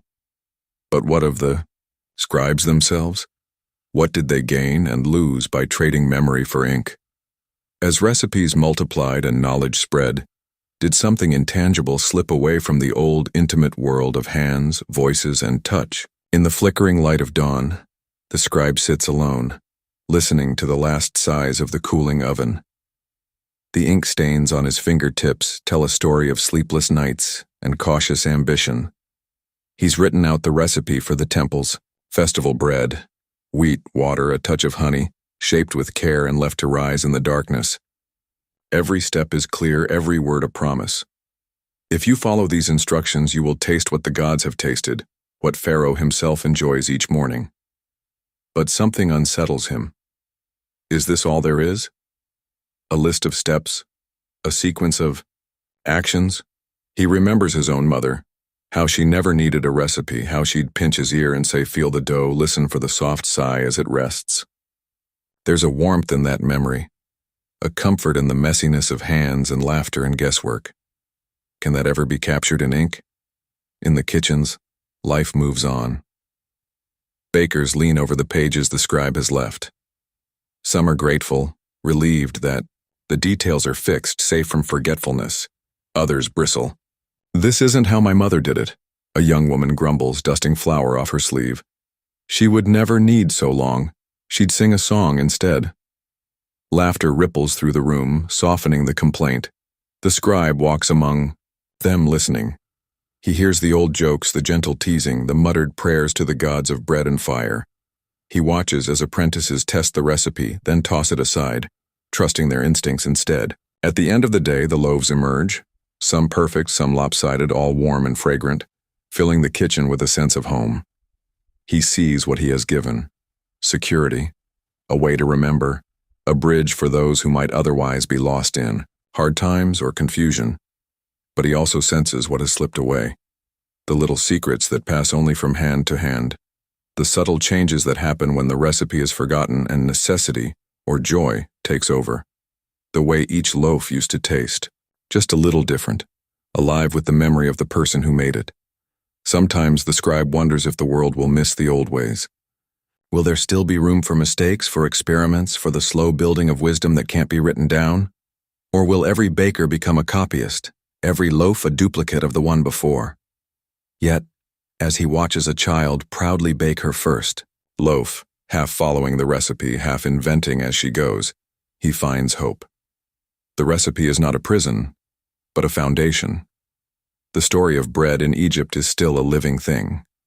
It's there in every kitchen where laughter outshines the rules, where a scribbled note sparks a new idea, where old hands guide young ones, gently correcting, always encouraging. The sun rises. The scribe, tired but content, closes his eyes for a moment and listens. Outside, the voices of the bakers blend with the birdsong, the river, the city awakening. Somewhere, a loaf is broken and shared, warm from the oven, heavy with memory and meaning. The story continues, written and unwritten, held in both ink and the rhythm of hands. And so he thinks, what matters most isn't the recipe itself, but the people who carry it forward, their stories, their touch, their willingness to share, forget, and remember again, and remember again. The world outside the kitchen was changing. At dawn, the sky glowed rose and gold over the river, and the city's rooftops, flat and sun-bleached, gathered the promise of another day. Inside the bakery, the air was thick with flour dust and the warmth of ovens that had barely cooled since the previous night. But something else lingered in that warmth now.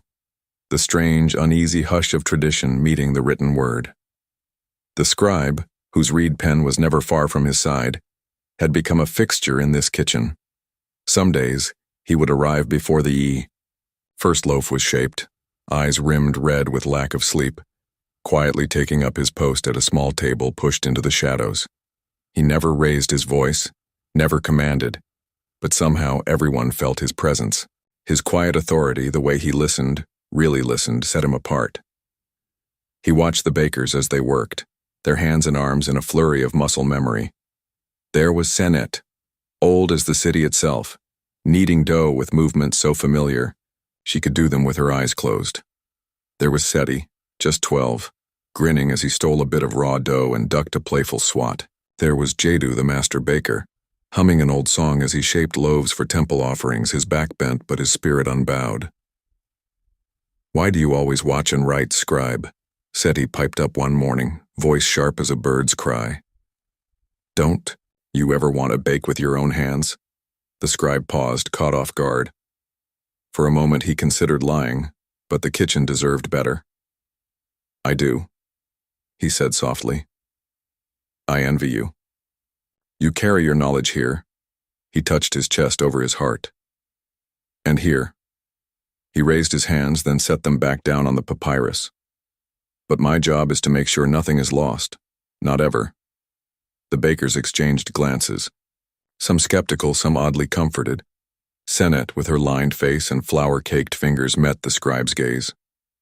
"Bread is never truly lost," she said. "As long as someone remembers how it feels, how it smells, how the dough sighs under your hands, it will come back."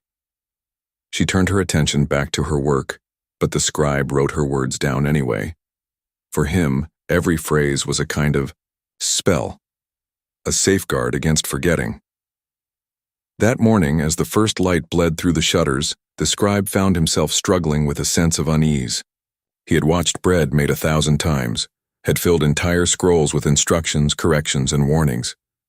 But could a list of steps, however precise, ever capture the magic, the uncertainty, the little accidents, the secret smiles of real bread?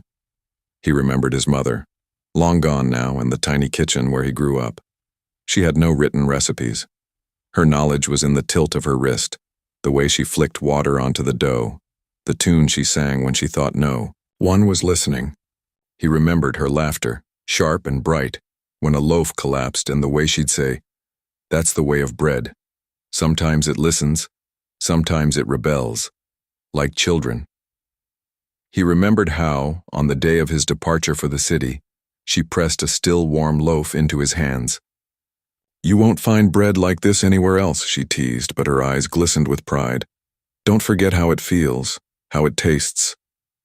It was the last lesson she gave him.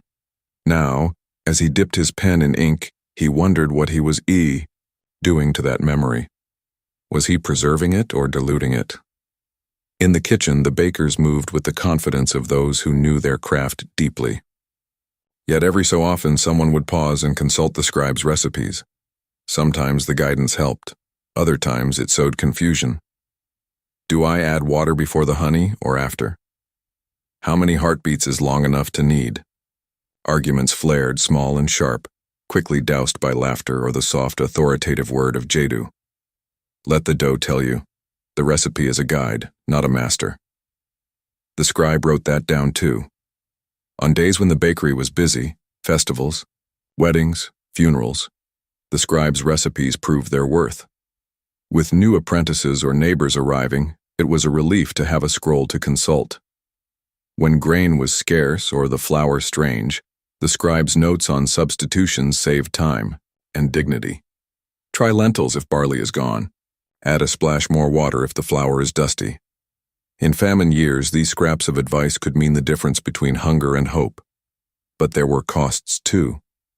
The older bakers sometimes grumbled that everything was becoming too fixed, too rigid. "Bread isn't meant to be measured so tightly," Sennett scolded one afternoon. "A loaf must breathe. It's not a soldier to be drilled." The scribe understood. In quiet moments, he let the quill rest and really watched as Sennett taught Seti to feel the dough with his fingertips. "Don't be afraid of it," she said, her voice gentle. "You want it soft, but not sticky. If it sighs, it's happy. Listen for that." Seti nodded, eyes shining with the delight of discovery. In those moments, the scribe saw the living bond between past and present, teacher and student, mother and child.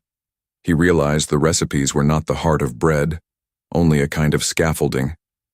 The real secret was what happened in the gaps, in the silences between instructions, in the laughter over mistakes, in the hush of waiting for the dough to rise. The recipe was a bridge, not a destination, yet the world outside was changing quickly. The pharaoh's officials demanded consistency. Temple priests insisted on uniformity. Every loaf identical, every offering precise. The scribe's recipes became law, and bakers, who once trusted only their senses, now bowed to the weight of written words. Some bristled at the discipline, but others found freedom in it, a safety net for the uncertain, a map for the lost. One evening, as the sky darkened and the city's lamps flickered to life, the scribe wandered through the nearly empty bakery. Only Sennett remained, sitting by the oven's dying embers, her hands folded in her lap. "You worry too much, scribe," she said, not unkindly. "Writing is a gift, yes, but don't let it blind you to what matters. Bread is alive. So are we." He sat beside her, breathing in the mingled scents of smoke and yeast and old stories. "I want to keep everything safe, every crumb, every laugh. I'm afraid, Sennett. If I don't write it down, will it be lost forever?" She reached over, squeezing his hand with surprising strength. "What's lost is lost. But what's shared, what's taught can never die. Your words help, but so does your heart. Don't forget that." The scribe nodded, feeling the truth of her words settle into him like warmth. In that moment, he understood. Bread, like memory, was always shifting, always at risk. But it was also always finding new ways to endure. Each loaf, each lesson was an act of hope. Years later, after Sennett was gone and Seti was the master baker, the scribe's recipes were still used, copied, amended, argued over. New bakers arrived, bringing their own traditions and mistakes, their own laughter and sorrow. The recipes grew thicker with annotations, with jokes, warnings, tiny sketches in the margins. "Don't trust this measurement in summer. Try singing this song for a lighter crumb." The scribe, now gray-haired and slower, watched the kitchen from the doorway. He saw Seti, strong and sure, teaching a new apprentice. He heard laughter, felt the rhythm of dough being kneaded, the low hum of old songs. And in every sound, every smell, every bite of bread, he recognized something both ancient and utterly new. He realized then that his greatest gift was not the recipes themselves, but the conversation they started, the back and forth between memory and invention, tradition and change. The written word had not killed the living art. It had given it new ground on which to grow.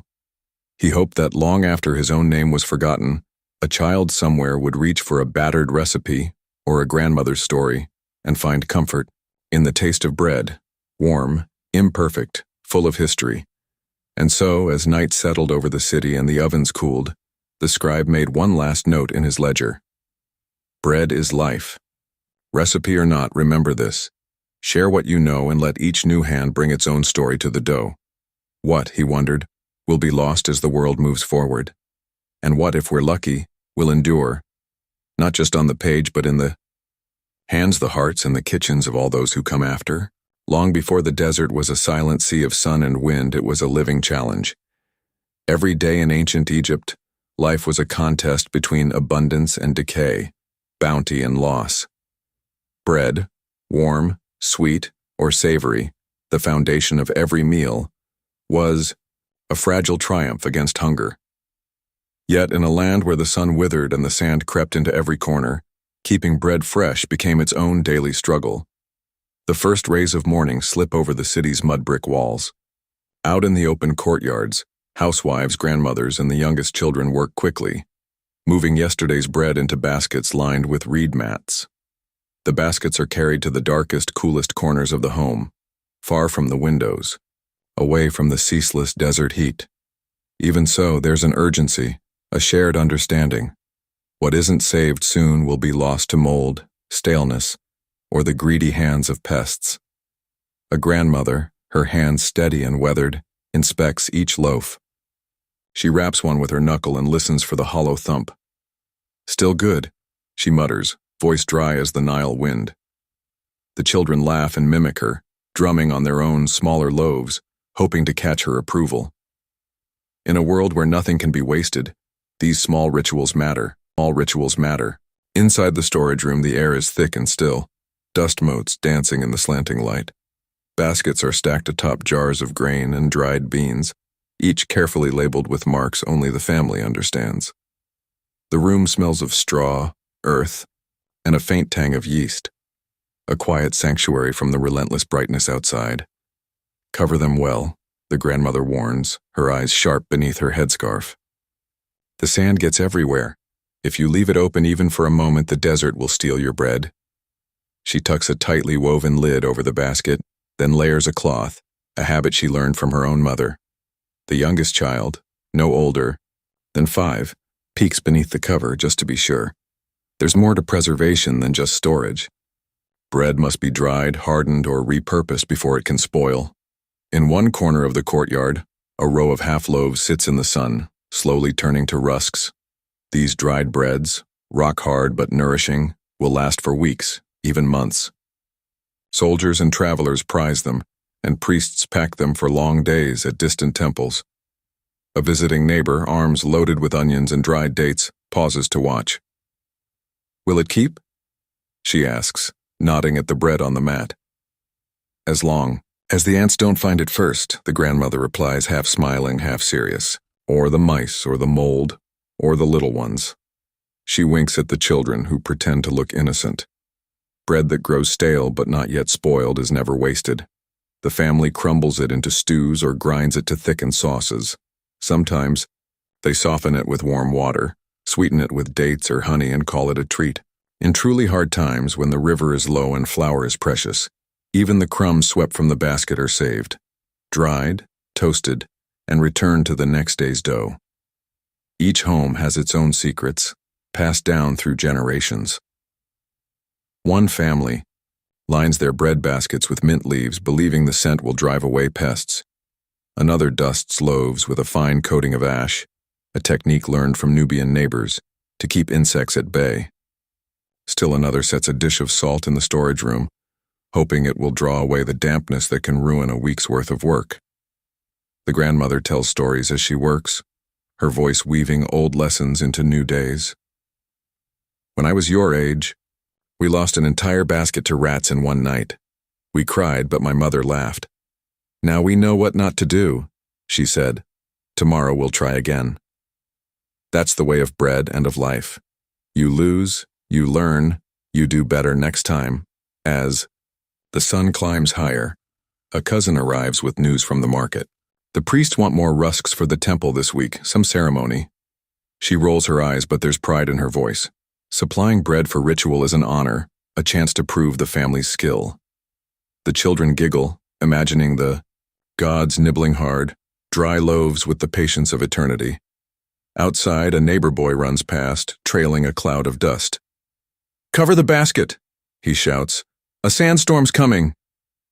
Instantly, the courtyard erupts in motion. Bread is scooped up, lids are checked, the storage room door is slammed shut. For a moment, laughter mixes with real anxiety. The wind's power is no joke in Egypt, and a single gust can undo hours of careful work. As the storm rattles the walls and whispers under the door, the family waits in the dim, cool safety of their home. Someone starts humming a tune, and the grandmother hums along, her hands never still, smoothing cloth over baskets, counting loaves with silent lips. Hours later, as the wind dies and the world turns golden once more, the family checks their stores. Nothing lost this time. They celebrate with slices of yesterday's bread, dipped in olive oil, shared beneath the shade of the tamarisk tree. We win again, the grandmother murmurs, smiling at the sky. Yet, as night falls and the desert cools, new worries arise. What if the next storm is worse? What happens if pests slip past their careful defenses? And how, in a world where the Nile's generosity is never guaranteed, can a simple loaf of bread be made to last, feeding not just a family, but a whole civilization against the tireless hunger of time? The sun rises fierce and unblinking, pouring heat over Egypt's rooftops and alleys, over mud brick houses, temple walls, and endless stretches of sand. It is a world that tests ingenuity every single day. Inside each home, the contest with decay continues. If the bread survives until evening, it feels like a quiet victory, a triumph of will, knowledge, and a touch of luck. In one cramped storage room, the family gathers around the baskets. The youngest daughter, still half asleep, stifles a yawn and peers inside, searching for any signs of trouble. Her older brother pulls a loaf from its cover, brushing away a few stray crumbs. "No mold," he declares with relief. "Still soft. Enough." Grandmother clucks her tongue and nods, but she's never content with good enough. She kneels and runs her hand along the floor, searching for tiny cracks or new holes. "This is how the ants got in last spring," she mutters, pressing a lump of clay into a gap. "You must check every day. The pests, oh, they're clever. They wait until you're tired, until your guard is down. Sometimes, no matter what, the family does. The desert wins. A week's worth of bread can go hard in a single afternoon. The crust like stone, the inside dense and unyielding. Grandmother refuses to let despair take root. She instructs her grandchildren to slice the bread, thin and toast it again over the fire, turning disappointment into something almost like a delicacy. The sharp, earthy aroma fills the house, and for a moment, no one cares that the bread is old. They chew, laugh, and chase the bitterness away with honey and stories. "Do you remember," the eldest son says, "when we had to hang the bread from the rafters to keep it safe from the rats?" He grins at his siblings, who nod eagerly. "Father made us climb onto his shoulders every morning just to check. That was the year the Nile barely rose at all. We thought we'd never see green fields again, or the year of the great locusts," the neighbor's boy adds, eyes wide. "My mother swore the only thing left in the house was bread, and even that had a crunch." The group bursts out laughing, the memory of struggle transformed into a badge of pride. Innovation becomes a kind of family sport. Grandmother soaks linen in vinegar and covers the baskets, claiming it keeps away both mold and mice. The children build tiny walls of pebbles around the storage jars to confuse the beetles. The eldest daughter, clever and persistent, tries burying a sealed basket in the coolest part of the yard. If it works for fruit, why not for bread? She reasons. Sometimes their experiments fail, ruined loaves, crumbled dreams. But even these are not wasted. The goats get their share, or the family crumbles the remains into soup, stretching every scrap into another day's meal. They adapt, adjust, and try again. Each mistake is folded into the family's knowledge, another story to tell the next season. On market days, the grandmother trades advice as readily as she trades bread. Try sprinkling the loaves with salt before you store them, she suggests to a harried mother from down the road. The salt pulls out the dampness, at least that's what my mother said, and put a bowl of dried herbs in with the bread. The smell drives off trouble. The other woman listens, nods, and then offers a trick of her own. My husband swears by ashes, just a dusting, nothing more, keeps the bugs away. News of success or disaster spreads quickly. If a neighbor loses her stores to a sudden rain, the women gather at her house, baskets in hand, to share what they can spare. No one is allowed to go hungry, not if the others can help it. Bread is for sharing, grandmother says firmly. It's the law of the desert and the Nile. Bread is also part of ritual. Before a big festival, families gather to bake hard, dry loaves meant to last for days. These breads are carried in procession to the temple, offered to the gods with prayers for abundance and protection. Afterward, the leftover loaves are taken home, broken and shared. Some say the god's blessing lingers in every bite, warding off spoilage and bad luck. In hard years, the bread that survives a season becomes almost sacred. The family saves the last rusk from the previous harvest, placing it in a clay jar at the back of the storeroom. At the next year's baking, the first loaf is broken and mixed with crumbs from the old. This way our luck continues, grandmother intones, her voice solemn. Old bread, new bread, life unbroken, even in the desert. Still the threats never rest. One afternoon, a line of black ants marches across the floor, finding their way past every barrier. The children shriek, chasing them with brooms and curses. Grandmother sighs, then laughs. What else can you do? Tomorrow we'll try again, she says, sweeping the last of the invaders out the door. As dusk falls and the family gathers to eat, the day's victories and failures are weighed and measured not just in loaves but in laughter, in lessons learned, in the stubborn refusal to give up. The bread, carefully preserved and fiercely defended, is not just food. It is memory. It is proof that survival is possible, even here, even now. But with every new season, the questions return. Will the next harvest be as kind? Can tradition alone keep the bread safe in a world that changes with every wind? And when the old ways fail, who will find the courage to try something new, to keep the memory of bread alive for those who come next? Night comes gently to the desert, cooling the mud brick walls and calming the restless wind. The village grows quiet. Lamps are lit and families gather together, the day's work finished, the threat of heat and sand, for now, held at bay. In these precious hours, stories bloom like night flowers. The youngest children, bellies full and eyelids heavy, nestle in their grandmother's lap, eager for the comfort of tales that stretch back beyond memory. Tonight, the story is about bread. Not just how to bake it, but how to make it last, how to guard it against the endless hungry world. Grandmother speaks in a slow, rhythmic tone, each word chosen, each pause weighted with experience. Bread is more than flour and water, my loves, she begins, smoothing a little hand that clings to her sleeve. It's a promise. When your father leaves for the fields, when your brother is sent to the temple, what do they carry? Bread. And when we pray for rain, what do we place on the altar? Bread.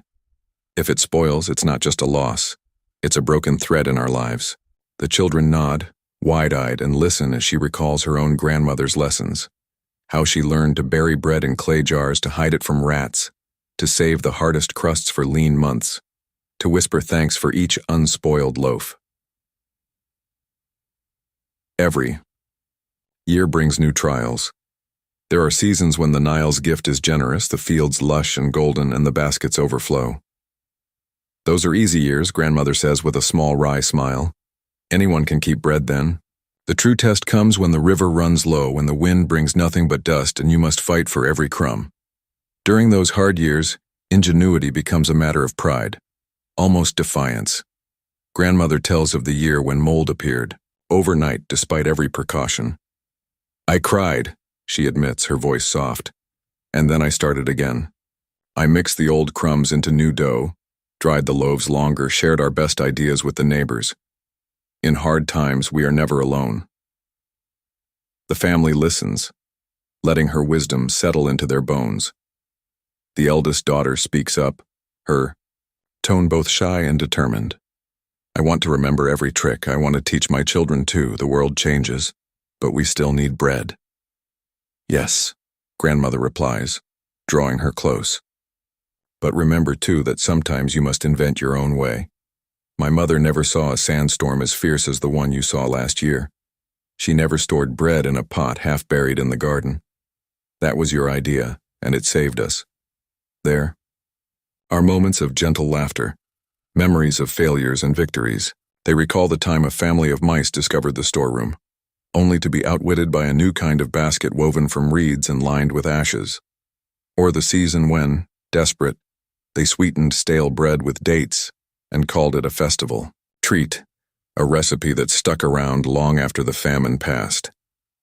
As the moon climbs and the lamps flicker, grandmother grows quiet, lost in thought. Then softly she says, "When I am gone, remember this. The bread you keep is not just for you. It is for everyone who sits at your table. It is for the neighbor who loses her harvest, for the stranger at your door. There is no shame in sharing, and there is no shame in failing either. The only shame is in giving up." One by one, the children slip away to their beds, the lesson sinking deep. Grandmother sits for a while longer, alone with her memories. She touches the basket beside her, feels the weight of the bread inside, a comfort, a shield against the night. The daughter lingers, arranging the baskets, checking the lids. She wonders what new challenges the next year will bring. A new pest, an unexpected drought, a discovery that changes everything. She hopes she'll be ready. Somewhere outside, a jackal howls, and the desert wind stirs up a whisper of dust. But inside, the house is safe, warm, and full of hope. The bread, imperfect, hard-won, and fiercely defended, is a promise renewed. And as another generation falls asleep, they dream not just of loaves and festivals, but of the quiet, ordinary heroism of keeping hunger at bay, of winning, for one more day, the endless battle with time, with sand, and with fate. What, the daughter wonders, will she pass on to her own children? Will they cling to the old secrets, or find new ways to survive? And as long as the bread endures, will the family's story endure too, woven like a thread of gold through the fabric of the desert night? So now, as the hush of night settles over ancient rooftops and the last embers fade in village hearths, a gentle peace drifts through Egypt's storied land. The bread, kept safe in baskets, the laughter and lessons echoing in cool, quiet rooms, the warmth of family and memory woven into every crumb. All these linger long after the day is done. Perhaps, somewhere in the desert darkness, a child lies awake, listening to the wind and thinking of the stories told at the fireside, the secrets of storage, the triumphs and failures, the gifts handed down from hands now gone. Maybe they reach for a hard little crust beneath their pillow, breaking off a piece and tasting not just flour and water, but hope, resilience, the stubborn will to endure. History, you realize, is not only the grand parade of kings and monuments, not only the great victories carved in stone. It lives here, in the ordinary rituals, in the quiet heroism of a mother protecting a loaf, a child inventing a new trick, a family gathering together when the world outside grows hard. In every small act of preservation, in every crumb saved or shared, the story of Egypt endures. And as sleep settles over your own eyes, you carry this truth with you. What is most precious in life is not always glorious or new, but the daily, active remembering of caring, of passing the bread, still warm, still fragrant, still full of meaning, to the next waiting hand. May your dreams be gentle, your worries light, and your memories sweet as date bread at sunrise. Good night.